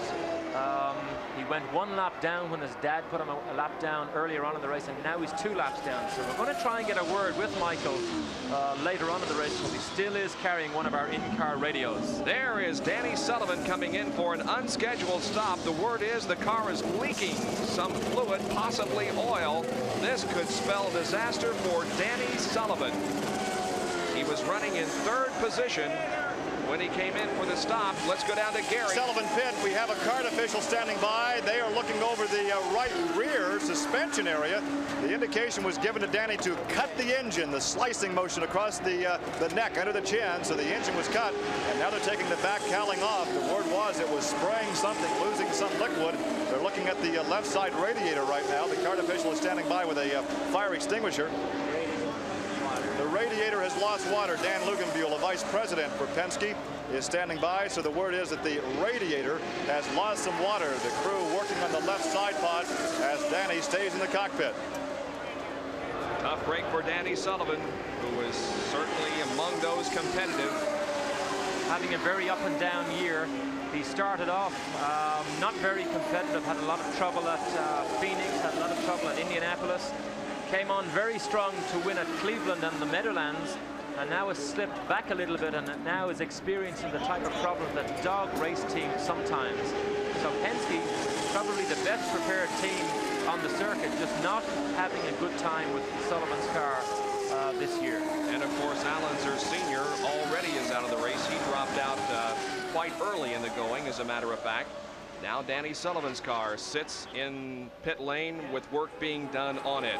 Meanwhile, on the racetrack, here is the other Penske car, the yellow machine of Rick Mears, and he is attempting to put a lap on Bobby Rahal. The car and driver combination in 5th at the moment. So Mears is making a shambles out of this 500-mile race, at least at the moment. He seems to be running very, very comfortably now. Only he knows how fast he wants to run, but I'm sure he would like to put a lap onto Rahal, because I'm sure he regards Rahal as possibly one of the strongest, if not the strongest men that he has to race in this 500-mile race. So if he can put a lap on Bobby, then it puts Bobby at an enormous disadvantage. There is Tom Sneva also right ahead of Bobby Rahal, and Sneva is in 4th position at the moment. We have completed 99 circuits. The next time around will be the halfway point. It's been an extremely interesting and exciting race to this point, although we only have, I believe, 17 cars still in the race, and we have had 16 cars, I'm sorry, and we have had numerous accidents. Ed Pym, so far as we know, the only driver to suffer any kind of injury. The word is that Ed Pym has a broken forearm because of a crash, but Johnny Rutherford crashed the hardest. He was not injured, and on the very first lap we had Dennis Firestone, Scott Brayton, and Johnny Parsons involved in an accident. Those 3 drivers also okay. Danny Sullivan continues to wait in the pit area for repairs to be made to his car. We'll be back right after this at Pocono International. We are just past the halfway mark, and our Napa mid-race recap shows the leader at the halfway point, Rick Mears. He has led 26 laps. The margin is 15.6 seconds over Mario Andretti. Took an hour, 46 minutes, and 55 seconds to run the first half, and Mears has led the most laps with 32. The average speed of the race, 140.277 miles an hour, 5 caution periods for a total of 25 laps.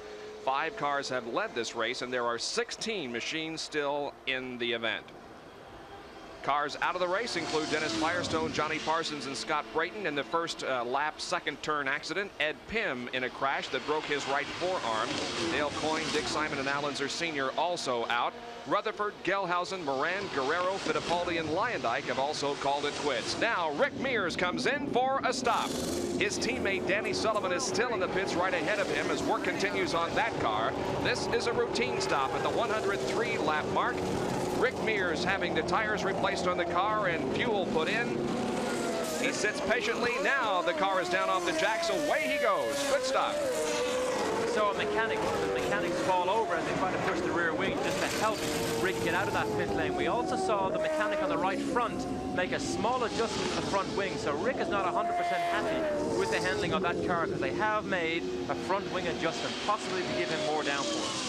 He's going to lose the lead, and he's going to lose it too. Both Mario Andretti, who is still out there on the track, having not pitted. There he is. And also Kevin COGAN beat Rick Mears out of the pit, so COGAN will be in 2nd position. There comes Mario off the 3rd turn, still staying out there, being shown as the leader of the race. It would be a very good day, not just for Mario Andretti, but also for Carl Haas, if his car could win this event, because today at the Austrian Grand Prix, his 2 Formula 1 cars won their first World Championship points, with Alan Jones finishing 4th and Patrick Tambay finishing 5th. So a good day so far for Carl Haas. There is Danny Sullivan, who waits very impatiently for work to be completed on his race car. Let's go down to Gary Lee. We can see one of the kart officials now sweeping some water away. The problem was a radiator hose and clamp. He was losing water from the radiator. He saw the heat gauge going up in the car, so he brought it in. They have changed the hose and the clamp. They started to fire the car, then they cut the ignition again. We're not sure what the second problem could be. The concern is to get Danny back in the race for points. He is in the championship points chase. So even though he may end up 3 or 4 or 5, even 10 laps down, with the high attrition rate we can anticipate here today, it's wise to spend as much time as possible to get Danny back in the competition. Here he comes, though, Gary. He's climbing out of the car. Okay. They're going to try to fix it even though he's climbing out of the race car. The crew will continue to work. So Danny has the helmet on. Maybe we can get a word with Danny over here.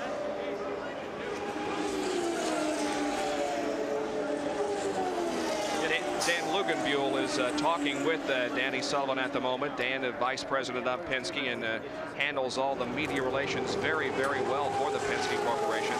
Always very cooperative. Back down here, too, here we are, Gary. Go right ahead. Well, he's taking the helmet off, which is a surprise. Even though the crew continues to work, the helmet is off. The balaclava comes off. And again, in your own words, Danny, what was the problem? Well, it appears that there's where the water pump's bolted to the block. It's leaking out of there, and it just dumped all the water out. So we're going to try to fix it. There's, you know, like Michigan, there's not that many cars left I think there's 16 in here at the 100, you know, at the halfway point, and they can get it fixed in about 15 minutes. We'll go back out. How are the racing conditions? I thought they were pretty good, but I don't know what happened to JR.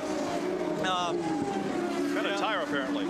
Well, that's what they say, but I don't know, you know, until we investigate it. But I thought they were okay. You know, you just had to be careful. It wasn't the best out there, but it's not the worst either. Did you have a problem with the start of the race? Some drivers apparently thought the green was out. Some thought the yellow was still out. Well, the problem was when we got down to turn 1, for the leading pack anyway, first sort of 6, 7 cars, the yellow was still on. So we all kind of backed off, and when we came out of turn 1, the first light just at the exit of turn 1 was green. So everybody took off again. And I don't know if that caused the incident in the back, because that first lap incident was down in turn 2. I don't know if that was a result of that. An unusual mid-race break for Danny Sullivan. They're still working on the car. Well, it is wise for him to stay out there, though, because, as he said, with only 16 cars left in the race, and that 16th car now 12 laps down, Danny can still gain some valuable points should he get that car repaired and back in the event. We're watching Tom Sneva here, the green car, in the extreme left side of your picture. He is running in 3rd position, about 38 seconds behind the leader, Mario Andretti. He was involved with a battle involving Bobby Rahal just a couple of laps ago, but now Tom has pulled away from Rahal. Rahal is in 4th. A very, very good show by Sneva, because he did start dead last. Sneva had no qualifying time in this car because of a crash he had when he tried to make his first attempt in his spare car. So a very, very good attempt by Sneva to be running as high as this. And here we have Mario Andretti still at the head of the pack, still running very, very comfortably with a 23.3 second lead over Rick Mears, who's currently in 2nd position. Mario's best finish here at Pocono was in 1977. He finished 2nd, but as we have said, he has never won here at the track that he considers his home racetrack. His home of Nazareth, Pennsylvania, just about an hour away from here. As you can see, we've completed 110 laps with 90 yet to go. Mario Andretti the leader, and in 2nd position is Rick Mears. Back with more from the Domino's Pizza 500 after this word. Next Saturday night, August the 23rd at 7:30 Eastern Daylight Time, we'll bring you the Winston Cup Busch 500 from Bristol International Raceway. Now, this is the race that we did for the very first time last year, a night race. We bring in some supplemental lighting, and it is a terrific show. Last year's winner with Dale Earnhardt. He's leading points this year. We'll see how well he performs and the others next Saturday night at Bristol International Raceway, the Busch 500 Winston Cup event.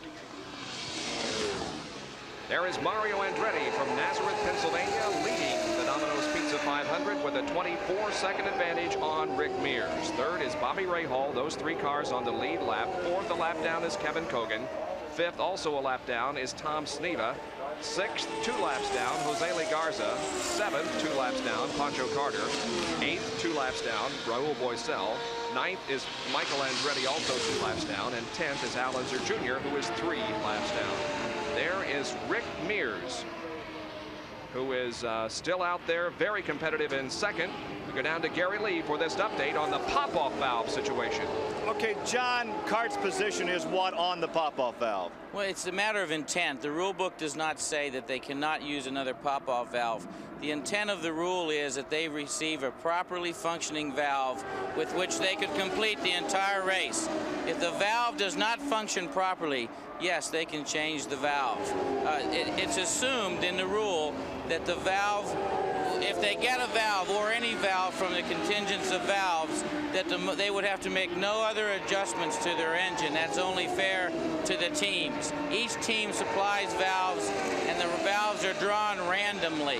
If that valve malfunctions, they could change the valve on the car, and it would not be a violation of the rules. Okay, any team can request a 2nd valve during the race, but who makes the actual determination that the valve is not properly working? Well, that would have to be made by the kart race officials who are in the pits. Kirk Russell's the director of operations and the technical director.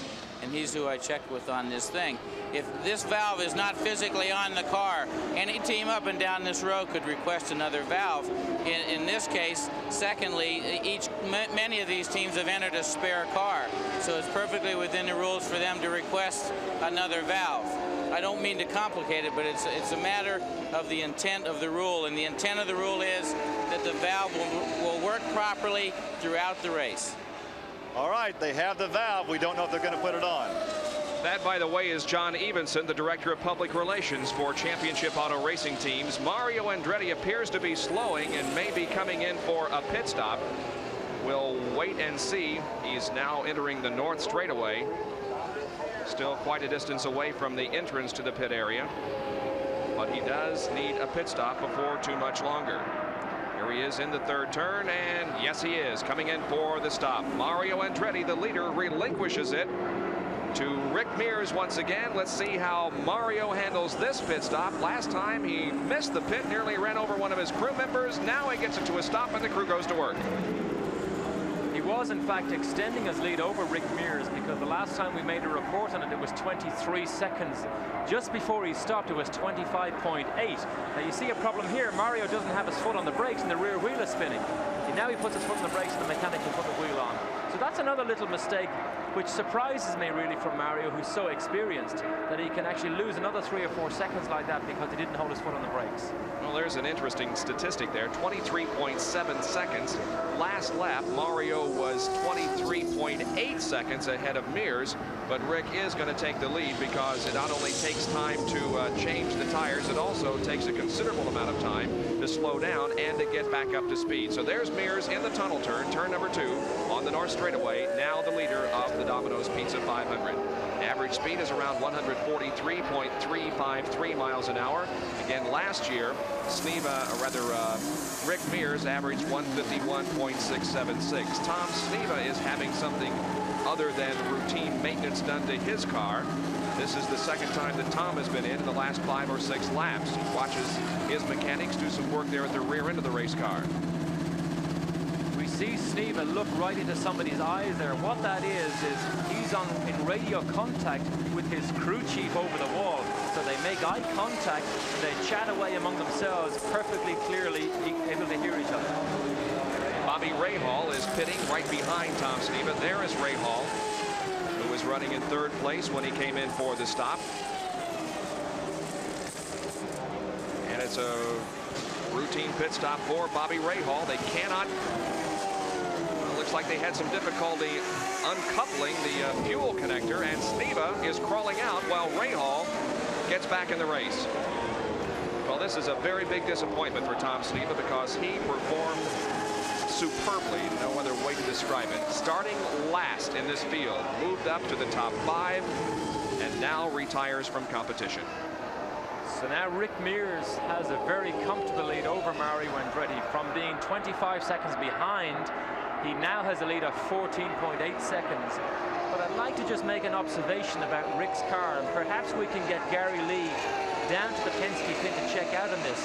It seems to me that the rear wing on Rick's car is vibrating and moving a lot more than I've ever seen it on his car. It looks to me as if it's coming loose. It looks as if that rear wing on Rick's car is coming loose, and we can get possibly Gary Lee down there to maybe check on that situation for us. I noticed that a few laps ago. It looks like it's crooked too. The right side of the wing appears to be lower than the left side. Maybe just my imagination, but I think there is no question but what it is vibrating more than anybody else is out there. He moves alongside Kevin COGAN. They make some gestures to each other. I would think Rick's on his way to the pit lane. I think he's made the gesture to somebody who can see him. I think he's on his way to the pit lane to have this problem corrected. All right, we'll wait and see. He goes to the outside and passes one of the Voigt cars. AJ is still in the race in 10th position, and Sammy Swindell is also in this race 15th, although he's 8 laps behind. Mears will not pit this time. He stays on the accelerator. Let's go down to Gary Lee, who's with Tom Sneva. Tom, you gave us the kind of ride we really expected from the back of the pack. Pit and can describe what's going on. Gary? Well, we are here, and here is car number 1, Rick Mears. They go to work refueling it, going to work on that wing as we move to a better vantage point here. They have a spare ring ready to go on, so they are not going to tighten this one. Apparently they're going to try to take it off. Now they say cut the engine. There is the sign to cut the engine. They dropped the car off the pneumatic jacks. Some bit of unorganization here on the part of the Penske crew, which is very, very unlike the Penske organization. Now they have the car back up on the jacks, and all the crew has now moved to the back of the pack to try to take that wing off. Now, Derek, a question. We observed that lap after lap. Why couldn't Rick feel it? Because, Gary, as long as the wing is still on, it will still maintain probably 95, almost 100% of its downforce. It's only when it suddenly snaps and changes direction that he would feel it.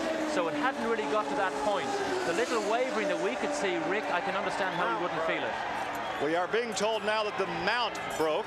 I would assume an educated guess would be because of the roughness of the racing circuit here. A broken mount on the rear wing. They are changing that right now as Rick stays in the cockpit, the car up on jacks. They've topped off the fuel, so as soon as they get this wing changed, Rick is ready to go back out.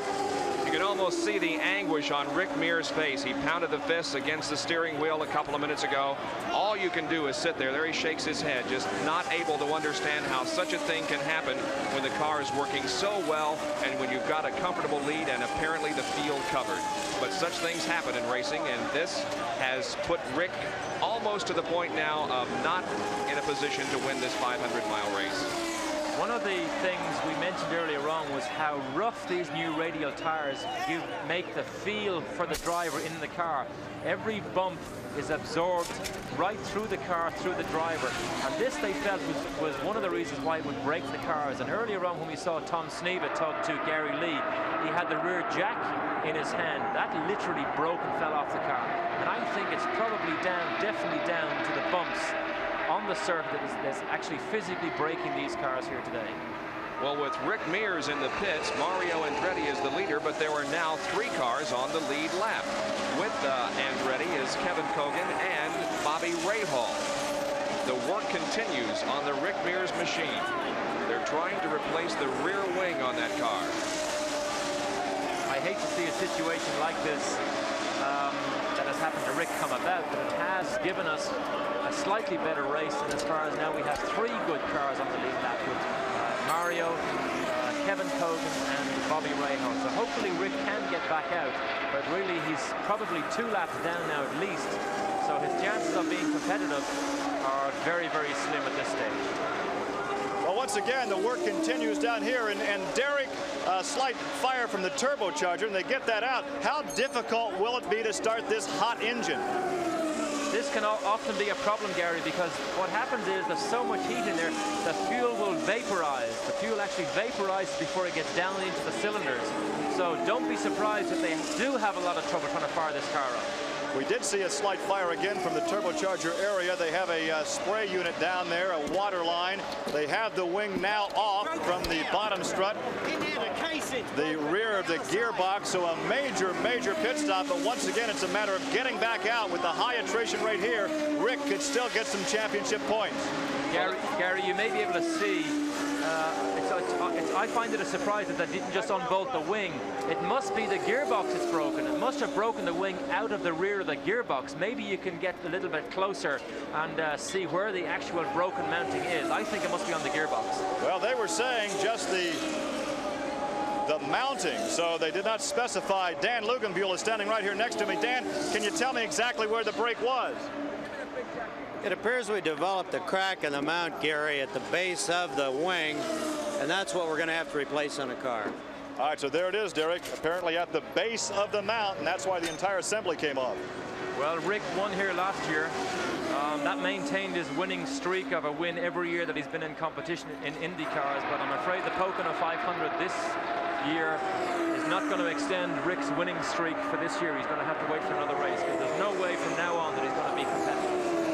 But we could have an interesting situation if Mario Andretti continues to hang on the lead and win this race. It'll be his first ever win at Pocono International Raceway. The pace of the race is picking up, 148.030, the average speed at the end of 130 laps, as Pancho Carter comes in for another pit stop, and Kevin COGAN is also in. COGAN was running second. we have been green since lap 55. So we got off to a rather shaky start with several accidents, but we have been green since lap number 55, and we are currently on lap 134. Kevin Cogan's crew works on his car, gets it refueled, and the tires changed.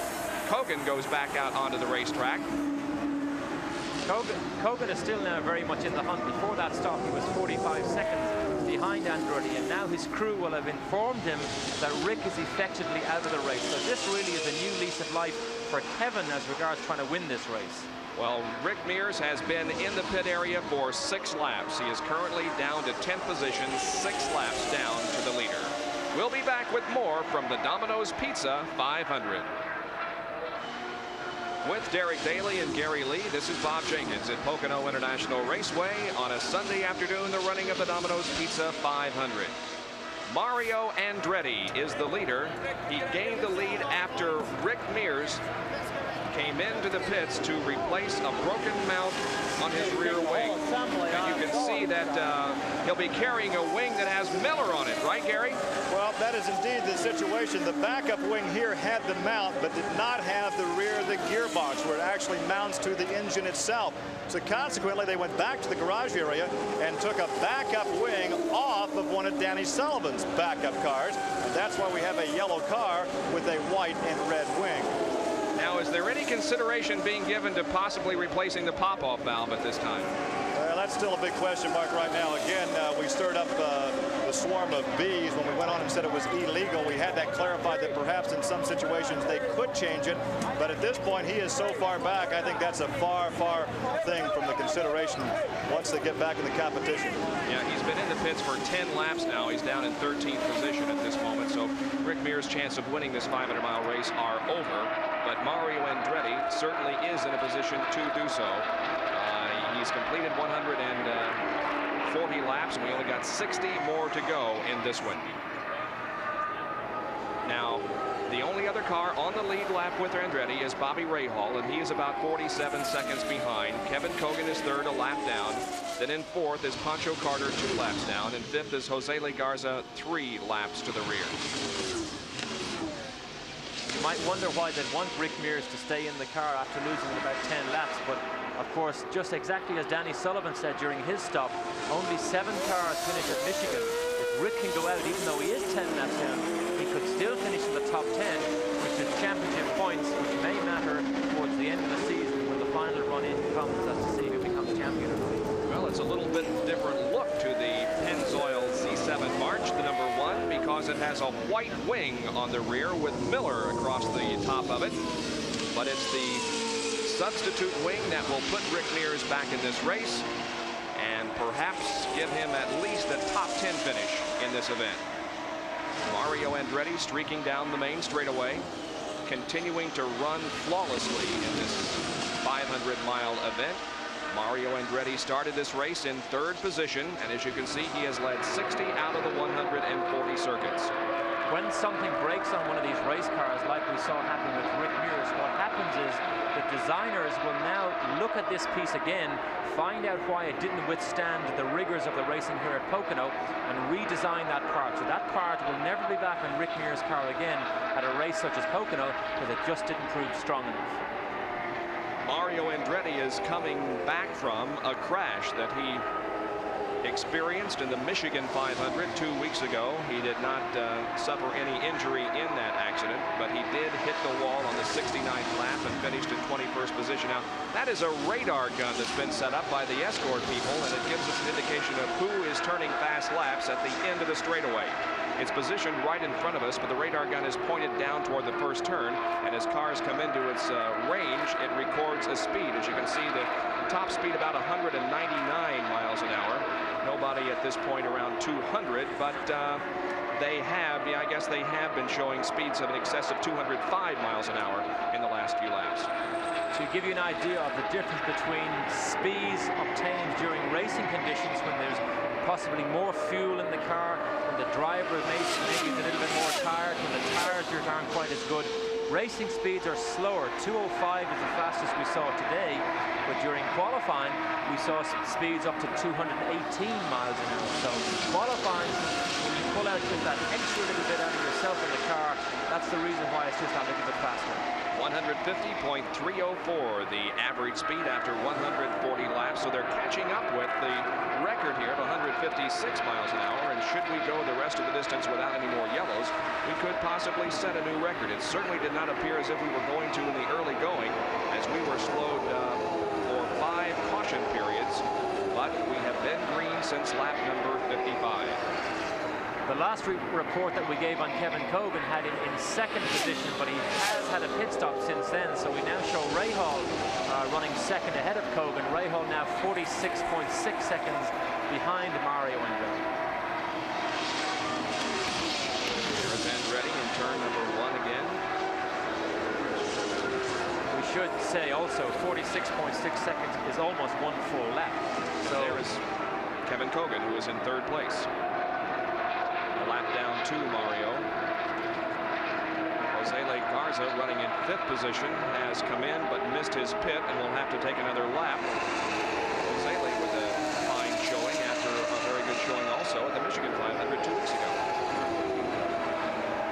So here's Mario in this revised Lola. I say revised because the aerodynamics are different on this Lola. And here's another Lola, the Gallus Lola of Jeff Brabham, which uses the Honda engine. Now this Honda has been very, very reliable for the Gallus team, but something has happened here.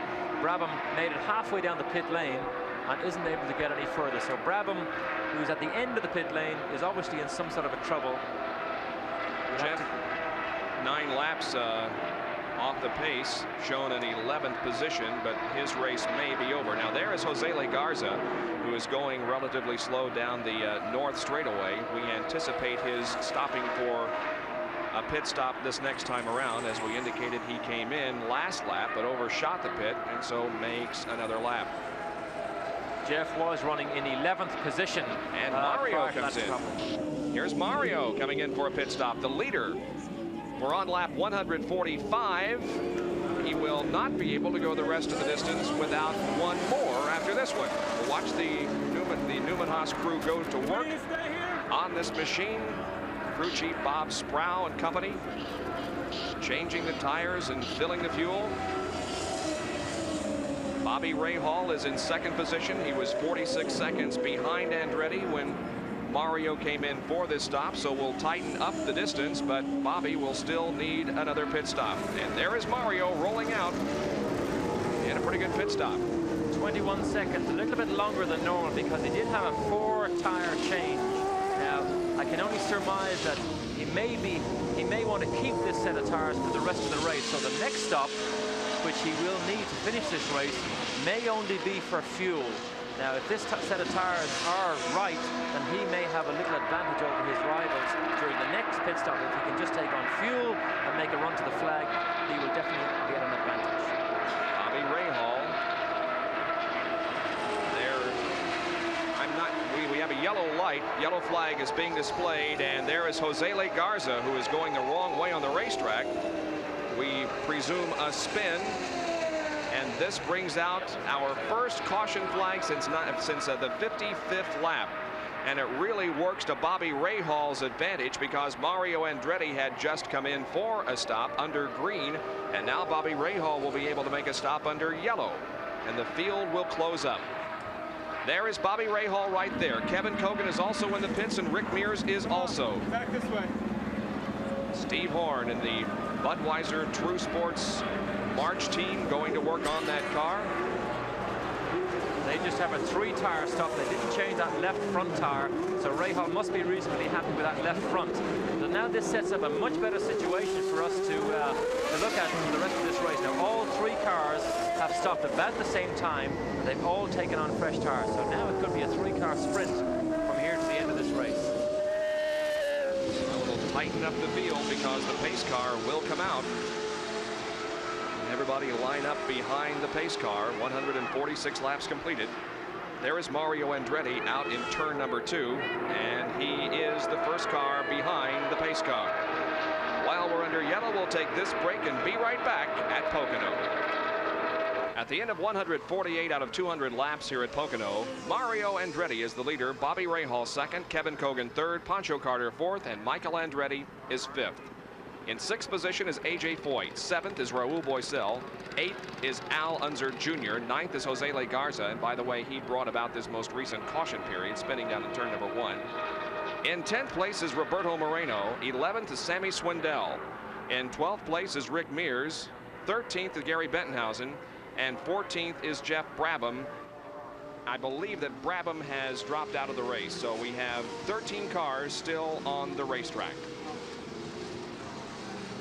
While Jose Le Garza made that stop, they added some brake fluid to his car. So perhaps that could have been the problem he had down at turn 1, because if you have any brake problems, particularly if you lose the front and lock the rears, you can easily put yourself into a self-induced spin. So Jose Le Garza did cause this yellow, but they have made the pit stop. They've added brake fluid, and he is back out in competition, and we show him currently in 9th position. You'll want to be with us for Speed Week this Thursday night at 7:30 here on ESPN. This has been a big weekend of racing. Formula One winner today was Alain Prost. At Knoxville in the Sprint Car National, Steve Kinzer was the winner. USAC held its championship dirt race on the mile dirt at Springfield yesterday. Jack Hewitt was the winner of that event. The American Racing Series event was held here at Pocono yesterday. Jeff Andretti was the winner of that in his first ARS win, and he became the first member of the Andretti family to win here at Pocono, and now his father Mario is trying to accomplish the same thing this afternoon in the IndyCar race. And we'll have all the other results and news from the world of motorsports on Speed Week next Thursday night. Now, Jeff Brabham is still in the race. He did stall at the exit to the pit area. However, he is still in the race, so that has 14 cars now in the lead in the race, and the green flag comes out and the race resumes. We'll watch to see who makes it into turn number 1 first. It's Bobby Rahal snatching the lead from Mario Andretti. We've watched the restart many times today, but Bobby Rahal certainly seems to be the master of the art, because regularly he just shoots, springs himself past these cars ahead of him. Now we may be seeing a test of who has the better equipment as Mario Andretti goes to the inside going into the tunnel turn, and he grabs back the lead. It could be that these two will test each other now to see who has the power and the handling to win this race. We watch these two leaders, but Kevin COGAN is right behind them in 3rd place. Now, he is a lap down, but anything can happen in the next 60 laps or so. So Kevin COGAN will want to maintain that 3rd position and keep these leaders in sight. Bobby is going to, whether Mario is going to hold on to the lead here, as Bobby does not challenge, at least for the moment. You know, I think we've also got to mention the AJ Foyt team as being very competitive here this afternoon. AJ is 6th, 3 laps down, but his driver that he chose to drive the 2nd car, the number 84 machine, Sammy Swindell, is in 11th position.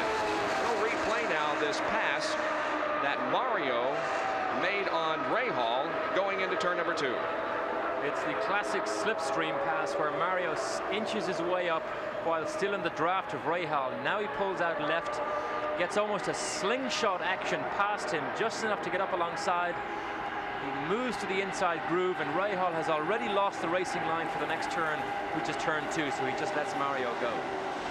Now Mario has opened up about a 2-second lead on Bobby Rahal. Well, these cars will be in action next 2 weeks from today at Mid-Ohio Sports Car Course near Mansfield, Ohio. The very beautifully prepared Mid-Ohio Sports Car Course. A lot different type of racing than we're seeing here today on the oval. Speeds considerably higher here than they will be at Mid-Ohio, but that'll be our next televised kart event at Mid-Ohio Sports Car Course 2 weeks from today. 1st and 2nd right there, Mario Andretti and Bobby Rahal. You mentioned earlier on that Mario has had a run of bad luck, really, in the last year or so. He did have a crash in Michigan last weekend. He also had a big crash at Indianapolis during practice in May when he had a mechanical failure. And of course, the first time that he missed a race through injury was at the Michigan race last year when he broke a collarbone. So Mario really hasn't had everything go his way for the last 6 or 8 months or so. He did win a race earlier this year, of course, at Portland, as he sort of drag raced his son, Michael, to the start-finish line and took that win. Now we're going to get an interval between first and second position. Here comes Mario out of corner number 3. He crosses the line, and Rahal crosses the line, and it's about 2.2 seconds between Mario and Bobby Rahal. He has led in now 11 out of 14 races here at Pocono, but Mario Andretti has never registered the win. I would say at the moment, inside that helmet, he's very, very conscious of that. When you get into a situation where you're in the lead and there's really only one driver who can beat you, which is Rahal at the moment, and you seem to have the measure on him, I can guarantee you Mario will remember every time he broke down here when he was leading this race, because he's never managed to win. And I know he would pray that today would be the day, but he will realize that anything can happen from here until the checkered flag. Average speed has dropped a little bit to 147.289 because of the most recent yellow brought about by Jose Garza's spin down in turn number 1. And you know, I'm quite surprised that we have had as good a weather as we have had for this race. When we got up this morning, it looked very, very rainy. It's been cloudy and hazy and foggy since we arrived on Friday. And there was a 60% chance of rain this afternoon, but for the most part, skies have been, although cloudy, some hazy sunshine has appeared every now and then. Let's go down to Gary Lee in the pit area.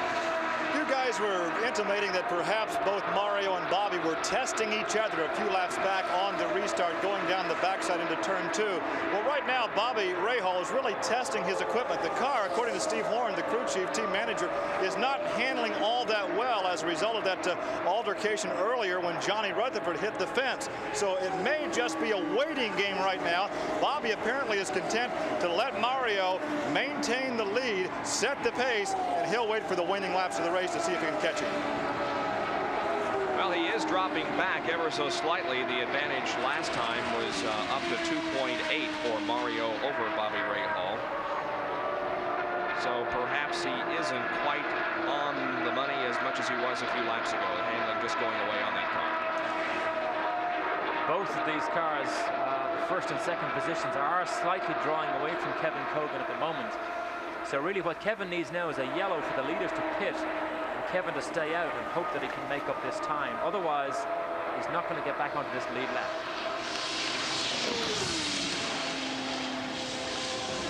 There was a lot of speculation going into this weekend that the Indy cars would not return to Pocono International for a 500-mile race next year. However, we understand that an agreement has been reached between Dr. Joseph Mattioli, the president of Pocono International, and John Frasco, the chairman of the board of CART, and there will be a race here at Pocono next year.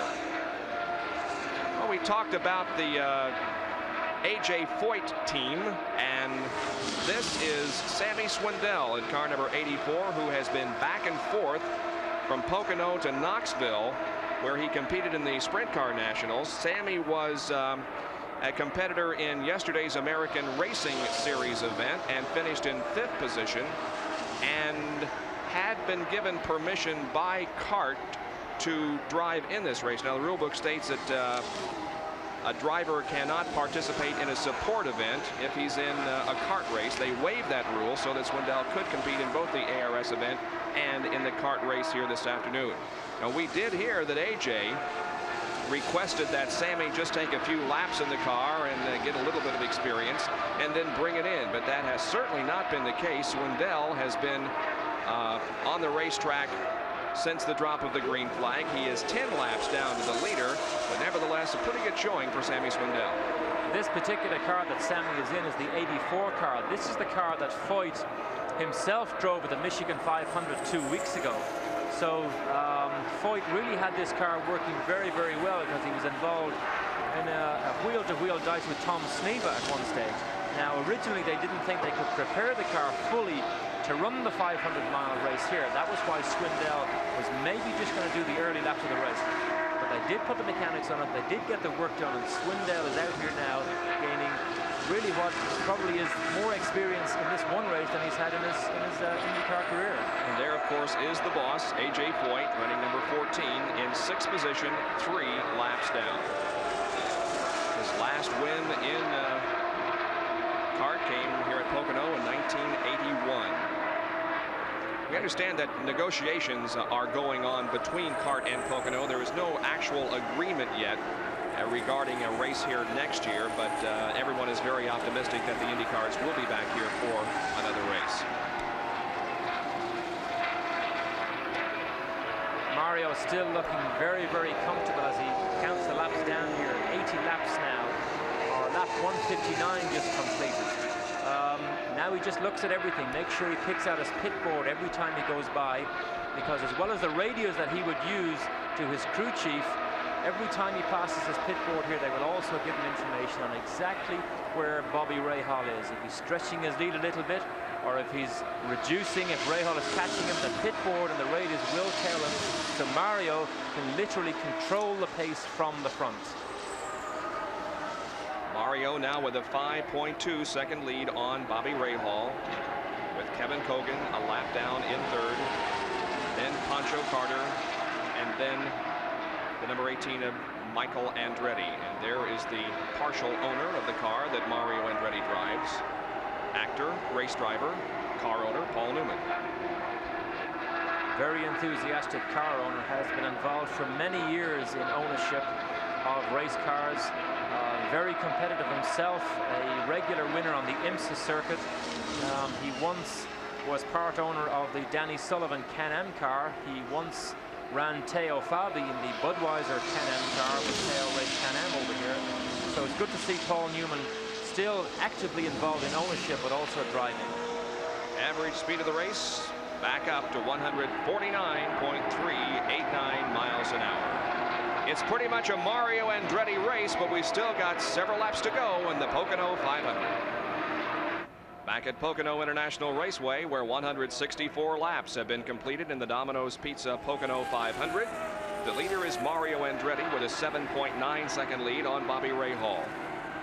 Still running in 3rd position, a lap down is Kevin COGAN. 4th, 2 laps down, Michael Andretti. 5th, 2 laps down, Pancho Carter. 6th is A.J. Foyt. 7th, Raul Boesel. 8th is Al Unser Jr. 9th, Jose Legarza. And in 10th is Roberto Moreno. Moreno is in the pits at the moment. He has been in there for about a lap. It's more than just a routine stop, but Moreno last time was shown in 10th position, 10 laps down. 11th position is Sammy Swindell, 11 laps down. Moreno's car down off the jacks, and Roberto pulls back out onto the racetrack. I think you've got to really hand it to Rick Gallis and the team. These 3 cars finished the 500-mile race at Michigan International a couple of weeks ago, and they're all 3 still running in this race. Apart from the problem we saw with Jeff Rabin, where he momentarily had a clutch problem and stuck him at the end of the pit lane, he is now back in competition. But really, the Gallis cars at Michigan, particularly a track that broke everybody's car almost, all 3 Gallis cars ran around reliably to the finish. And exactly the same thing is here today. So although they're not really on the pace, the mechanics are obviously doing a very good job screwing these cars together, because they are, by far and away, the most reliable cars on the circuit at the moment. There is Mario Andretti continuing to lead and lengthening his lead, as a matter of fact. It's up to 9.9 seconds now as he traverses the North Straightaway and approaches the Domino's Pizza car, number 30, driven by Al Unser Jr. And Al Unser Jr. now goes another lap down. That puts him 5 laps down to the field. Al with a lot of problems this week with his Lola, just getting it to handle correctly. Lap. And has never really been competitive here during the afternoon, but he's still out there on the racetrack nevertheless. Let's go down to Gary Lee. Well, of course, the race fans love to collect autographs from the race drivers, but some of the unsuspecting fans, if they'll look over my shoulder, they'll see right behind Mo Nunn with the headset on is Paul Newman, and right next to Paul Newman is Marcia Mason. Now, they're enjoying the race. Mo Nunn is working. He's the team manager for Newman Haas Racing. He, lap after lap, is giving Mario his average speed and the interval between 1st and 2nd. So some pretty interesting people watching this race here from the pit area and the Newman Haas racing team. Mario at the moment is even on his numbers with his age and his number of race wins. He's 46 years of age and he's had 46 race wins. I'm sure he'll be 47 next year, but he'd like to have win 47 before his birthday comes. And he is lengthening the leads now up to more than 10 seconds. So Mario is just now sort of biding his time. He is going to have another pit stop, we believe. Now these are the type of signals that Gary Lee just spoke about that Mo Nunn will give to Mario. Every time he extends his lead, which is probably a couple of tenths of a second per lap, Mo Nunn gives that information to the pit board man. The pit board man, there we see it just there, L4, that means lap 4, 4 laps left before Mario is due for his next pit stop. But as he extends his lead, they use these pit boards to constantly update Mario on not where he is, but where Bobby Rahal is in second position. Just to update you briefly on what occurred in the first quarter of this race, we had numerous accidents. An accident on the very first lap in turn number 2 involved Scott Brayton, Johnny Parsons, and Dennis Firestone. Those 3 drivers okay. Ed Pym was involved in an accident and suffered a broken right forearm. Johnny Rutherford involved in a tremendous head-on incident with the retaining wall and then hitting the inside guardrail, but Johnny Rutherford climbed out of that car with no injury whatsoever. Now there's a sign again, and it says 3 laps now before Mario comes in. That's the only thing Mario will look for as he comes down this pit lane. He wants to pick out his particular board. And he will know his board above everything else because he's so used to picking it out. There's his name across the top. Some people use a luminous strip of paper. Some people would use their sponsor's logo. But that's the only thing Mario wants to see when he comes down on this front straightaway. He goes through turn 2 now up onto the end of the back straight. Still very, very comfortably in the lead, still probably looking at his gauges, knows that he's running low on fuel now. This is the situation where if he ever had a misfire, he would jump straight into the pit lane. But his pit man will now get an L2, lap 2, 2 laps to go before they want their man in, back into the pits to top him up with his final load of fuel. There goes Mario to the inside of Jeff Brabham. Jeff goes another lap down. He's now 14 laps down. Andretti will be in 1.5 laps for his final, what we presume to be his final pit stop of the day. Now he's approaching Pancho Carter in car number 15 and in fact passes him going into turn number 2, and so Pancho goes another lap down. He's 3 laps off the lead at this moment. Really, Mario has just made a shambles of this race. Rick Mears was doing so and pulling away from everybody when his wing mount broke and had to come in for a stop. And now Mario, when the green came back out, drag raced Bobby Rahal down to the first turn. Rahal got the lead briefly, then Mario passed him, and it's been see you later Mario since then. Now next time around, Mario should be in for a stop.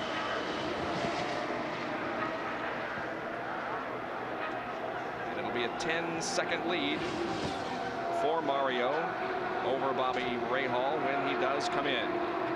We know the last time they stopped, it was within 2 or 3 laps of each other. So if Mario stops now, we know that our 2nd and 3rd place men, COGAN and our Rahal and COGAN, will also be in for their final top-up on fuel. And then it's going to be a race to the finish. Now Rahal may make some small adjustments, and yes, here we go. Here is Mario in for this final load of fuel. We'll also see if they make any adjustments to the car or change the tires, or whether it will just be a fuel-only stop. Gary Lee can describe it for us. Over here, they will go with a 3-tire change. They also are standing by in readiness with the inertia starter just in case he kills the engine. They're topping off the fuel. So we know that this will be the last routine stop. They had hoped to make it under the yellow, but they're right on the money with the stop. They changed the right side tires only. He is underway, and now we'll head down toward Bobby Rahal for his final stop. Mario Andretti blasting out of the pit area and goes back out onto the racetrack. And now we'll watch Bobby Rahal to see when he chooses to come in for his final stop of the day. We're on lap number 173, 27 laps to go, and they should be able now to go the distance on the amount of fuel they have. It was very good for us to see the pit board over the last 5 laps. That's exactly the type of information that Mario and indeed every driver on the field will get every single lap. Now the radios do work. They can communicate and actually have a chat about the handling of the car. But the pit board is always the Mr. Reliable. Whatever that says, the driver has to follow. Bobby Rahal on the Long Pond straightaway now is the leader of this race, but will have to stop before too long. Rahal in the Budweiser march, setting the car into turn number 3. Let's see if he slows and comes into the pits. Yes, he does. Here comes Bobby Rahal in for his final stop of the afternoon. The crew is ready for him. He slows down and puts the car right on the marks, and the crew goes to work. While the crew change the wheels or the tires and put the fuel in, you can see Bobby gets a little fuel himself, a little refreshment, just to wet his mouth a little bit, send him back into competition, ready to do battle. Good stop for Bobby Rahal, just a little over 16 seconds, and he goes back out onto the race course. Jeff Brabham is trying to get started, going out of the pits right behind Rahal. There is Jeff. The car not picking up speed very quickly as it goes down into the exit of the pit area.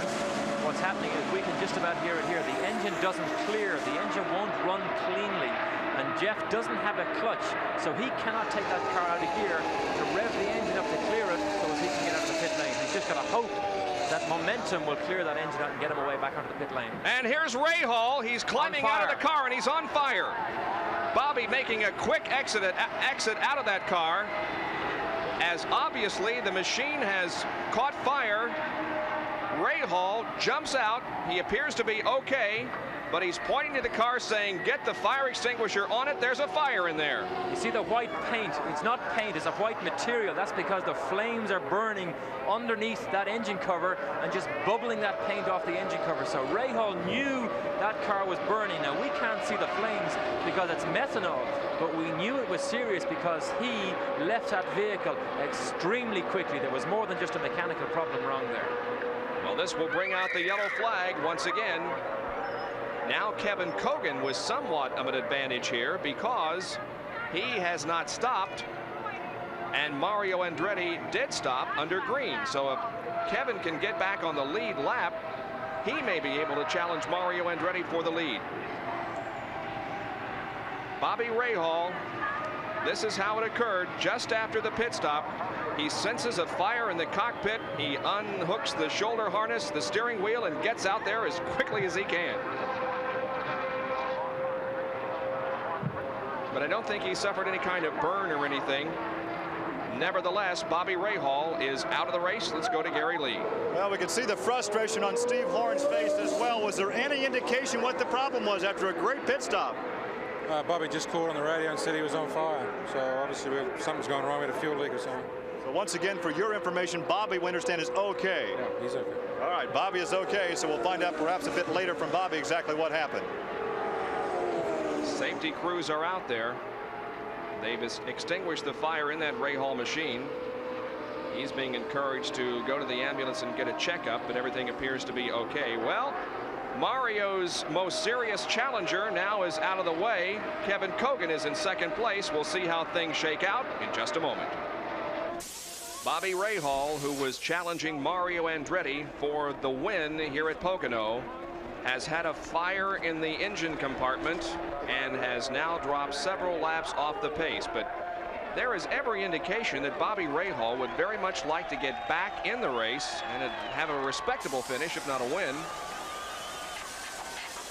Seems to be strapping in right now. Gary, what's the situation? Well, I like this never say die attitude. He rode back in the car behind the tow truck. They pushed him in. He climbed out. They've taken an air hose to knock off all that powder from the fire retardant. He climbed back in the car. Now, at some point, he'd taken off the cool hat, so he does not have that fire retardant balaclava on right now. They are strapping him back in. As you perhaps can see, the steering wheel, that quick off release steering wheel, is over there on the right tire. And indeed, he's going to try to go back out and race some more. Well, more power to you, Mr. Rahal. You are now shown in 7th position, 4 laps down, but that isn't all that bad. You can gain some valuable points. They continue to try to remove some of that powder from the fire extinguisher, creating quite a cloud of residue or whatever. Meanwhile, the race is about to resume while Rahal continues to sit in his car in the pit area. The pace car is off the track, and here we go with a restart. Now here's the situation. Kevin COGAN is now on the lead lap. He was able to get back on the lead lap because of the pit stops, and you can see they come 4 abreast down the main straightaway here.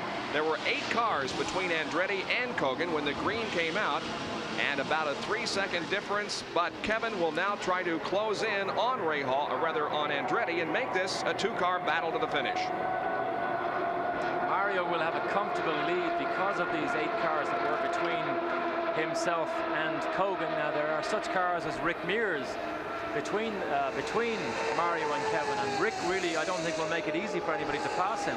So Mario will have it fairly comfortable for the next couple of laps, but Kevin must get through this traffic before he loses too many left if he's to stand any chance of catching Mario to make a race out of this for the final win. There is Andretti. There are now still 8, now 9 cars. 10 cars between Andretti and COGAN. So COGAN has dropped back considerably here in that 1 lap under green. Well, we saw he did change tires on that last run. There's Kevin going through turn 1.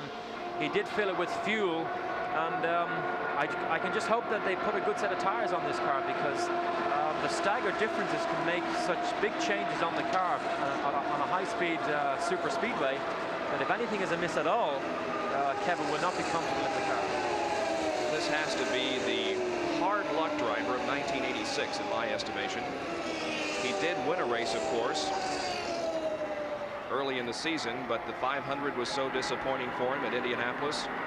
And COGAN, although running in 2nd position here, apparently does not have what it takes to win this race. His best finish here at Pocono was in 1982.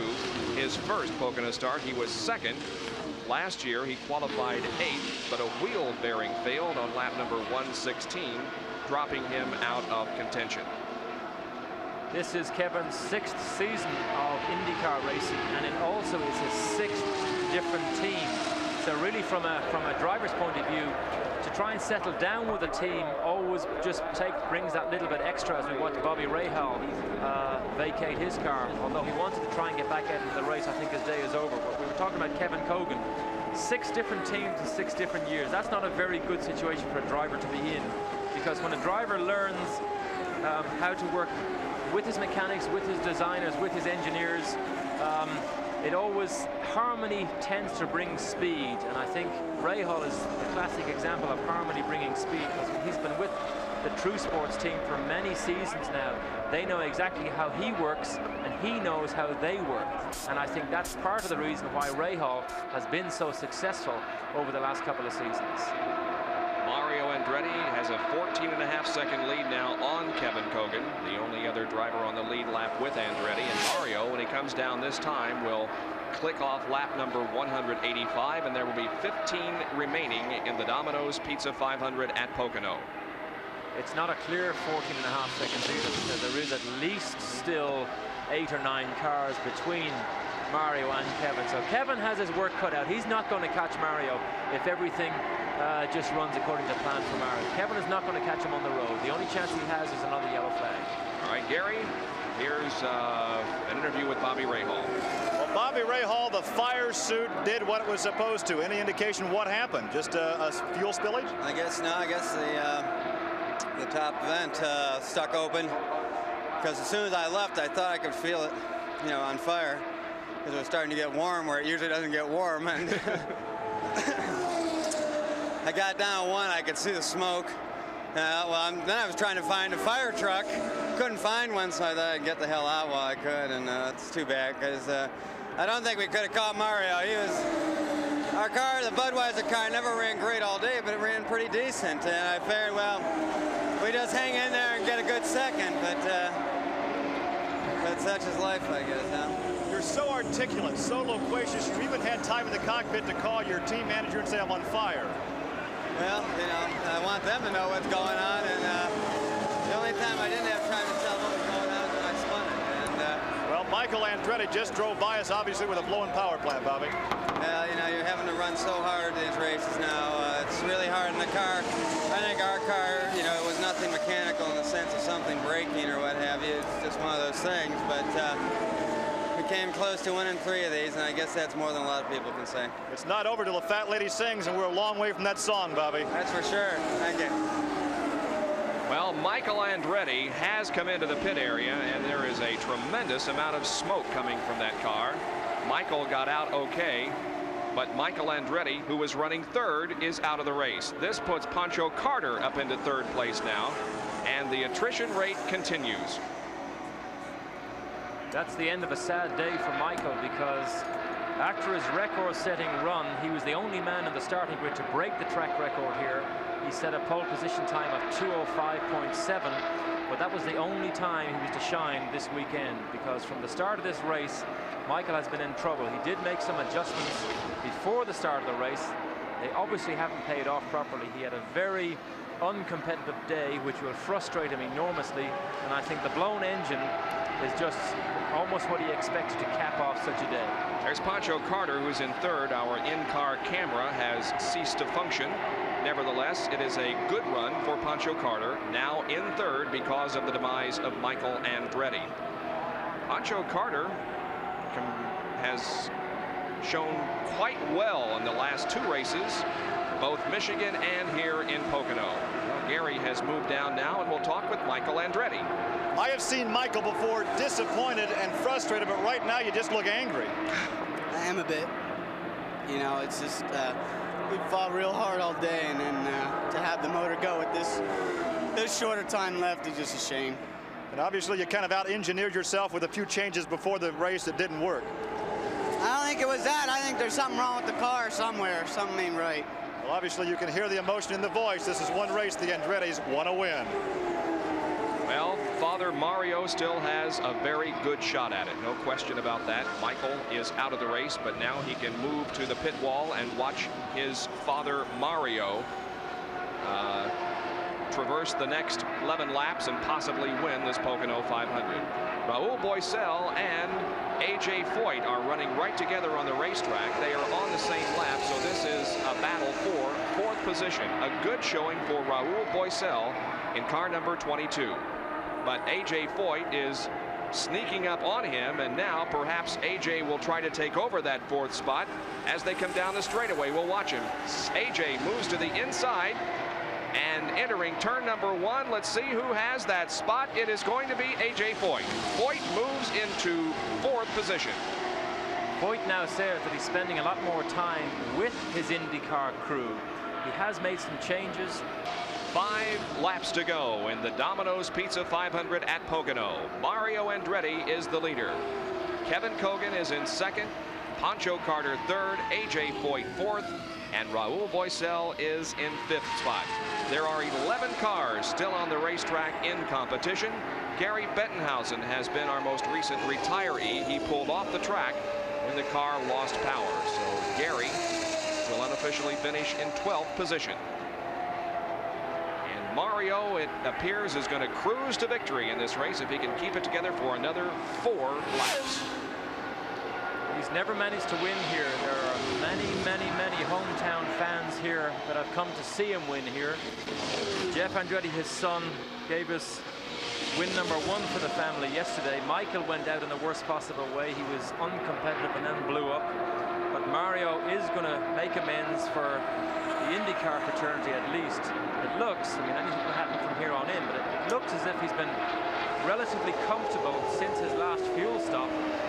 Unless this engine blows up, I don't see anything that's going to stop Mario from taking this one. Well, if Mario doesn't win, this driver, Kevin COGAN, will undoubtedly win, but something is going to have to go wrong with Mario's car. This is Kevin COGAN, who is running in 2nd position. It's been a good weekend for the Machinist Union also. Their driver, Jose Le Garza, is in 7th position. Yesterday, the Machinist Union sponsored an ARS car and put Nick Venoro Jr., the midget standout in the East Coast, in it. And Nick Finaro Jr. just did a tremendous job in his first rear engine race on a super speedway. Battled with Fabrizio Barbaza for third place most of the event. Then Barbaza was involved in an accident here on the main straightaway under yellow. And Nick Finaro Jr. went on to place third in that ARS car, race rather, in the car sponsored by the Machinists Union. So a decent weekend for that group of guys. Mario Andretti approaches turn number 3. This will complete lap number 198, and he is about to lap Kevin COGAN. They run wheel to wheel down the straightaway. The 198 lap is completed. The next time around, he'll get the white flag indicating one more lap to go, and he puts a lap on Kevin COGAN. Bob, Mario is now so far ahead of the rest of the field that he can literally cruise from here on in. There is no way that he will run flat out to stress that engine or the car anymore at all. He can literally cruise because he's now got 2 laps from Kevin COGAN. So there's no need for Mario to do anything else for the rest of the race except just guide that vehicle around in the groove at probably 7/10 of the pace that the car is capable of doing, and he will take the checkered flag. It will be win number 2 for Mario Andretti in 1986. He also won at Portland earlier this year. The white flag is displayed by Nick Finaro, and one more circuit of this 2.5-mile tri-oval, and Mario Andretti will have the victory in his pocket. Mario came into this race in 3rd place in the point standings with 75.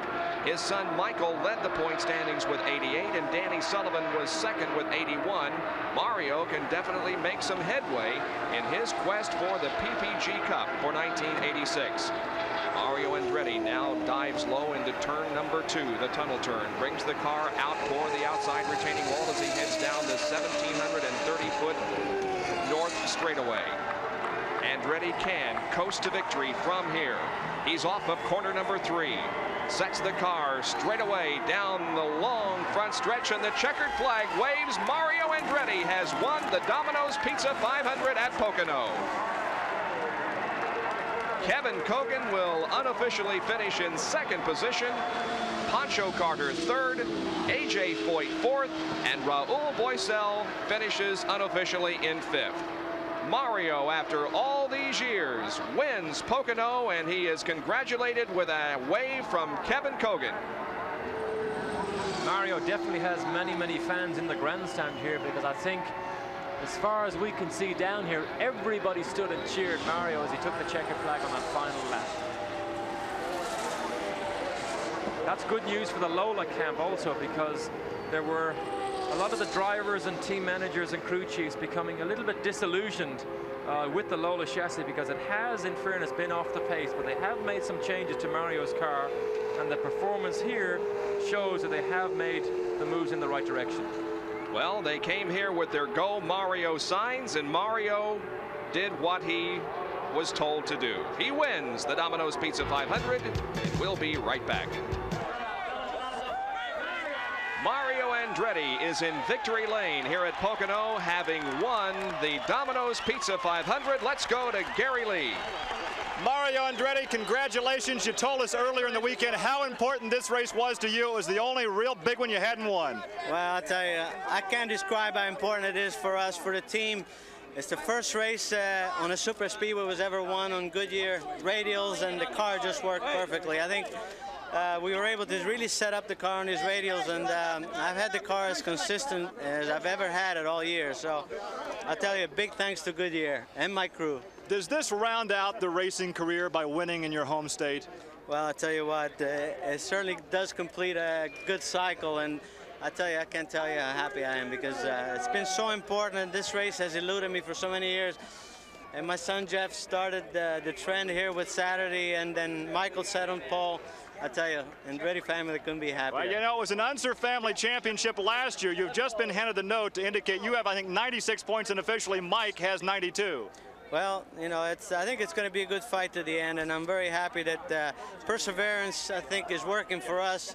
We were able to get this Lola working finally. I mean, a lot of people, I think, gave up hope on us, but we keep working, and I have a team that has an equal character, I think, and we've won with them before, and I know we can win with them again. Big slap on the back from Jeff right back here, who won yesterday. There's Dad and there's son in victory lane. Well, last year it was a battle of the Unzers to the PPG Cup, and it could be a battle of the Andrettis this year. Our Winner's Circle interview has been brought to you by Goodyear Eagles. You either have Goodyear Eagles or you need them. Well, Gary and Derek and I will return to Pocono International Raceway for our final thoughts on this 500-mile race that's been won today by Mario Andretti. The top 10 finishers here at Pocono today. The winner, Mario Andretti. Second was Kevin COGAN. Third, Pancho Carter. Fourth, A.J. Foyt. And Raul Boisel was fifth. Finishing in sixth spot was Al Unser Jr. Jose Le Garza was seventh. Eighth was Rick Mears. Ninth, Sammy Swindell. And Roberto Moreno finished 10th. The race summary showed the time of the race was 3 hours, 17 minutes, and 13 seconds. Average speed 152.1. Johnny Rutherford's 1974 race record still stands. We had 6 leaders, 11 lead changes, 7 caution periods, and a total of 36 laps under the yellow. The unofficial updated point standings. Mario has now taken over the points lead with 96. Michael is second with 91. Sullivan and Al Unser Jr. tied with 81. And Tom Sneva is fifth in the point standings with 70. I'm very glad to see Foyt finishing in the top, one of the top positions. What interested me more than anything else was Mario's remark about the Goodyear radials. Perhaps they may have helped the Lola more so than the March. So this may be one of the reasons why the Lola may be more competitive from here on in for the rest of the season.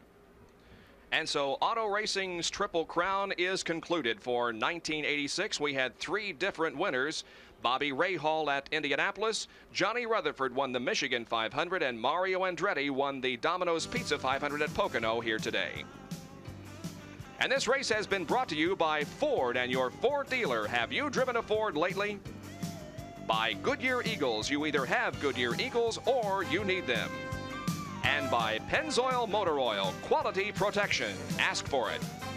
Another auto racing doubleheader next weekend on Friday night from Bristol International Raceway in Tennessee, qualifying for the Winston Cup race, and a Grand National event. That's on Friday night at 7:30. Then on Saturday night, it'll be the Winston Cup race from Bristol International Raceway. We thank you for joining us here this afternoon. On behalf of Gary Lee, who worked the pit area, and Derek Daly, our congratulations to Mario Andretti, the winner. For now, this is Bob Jenkins. So long, everyone.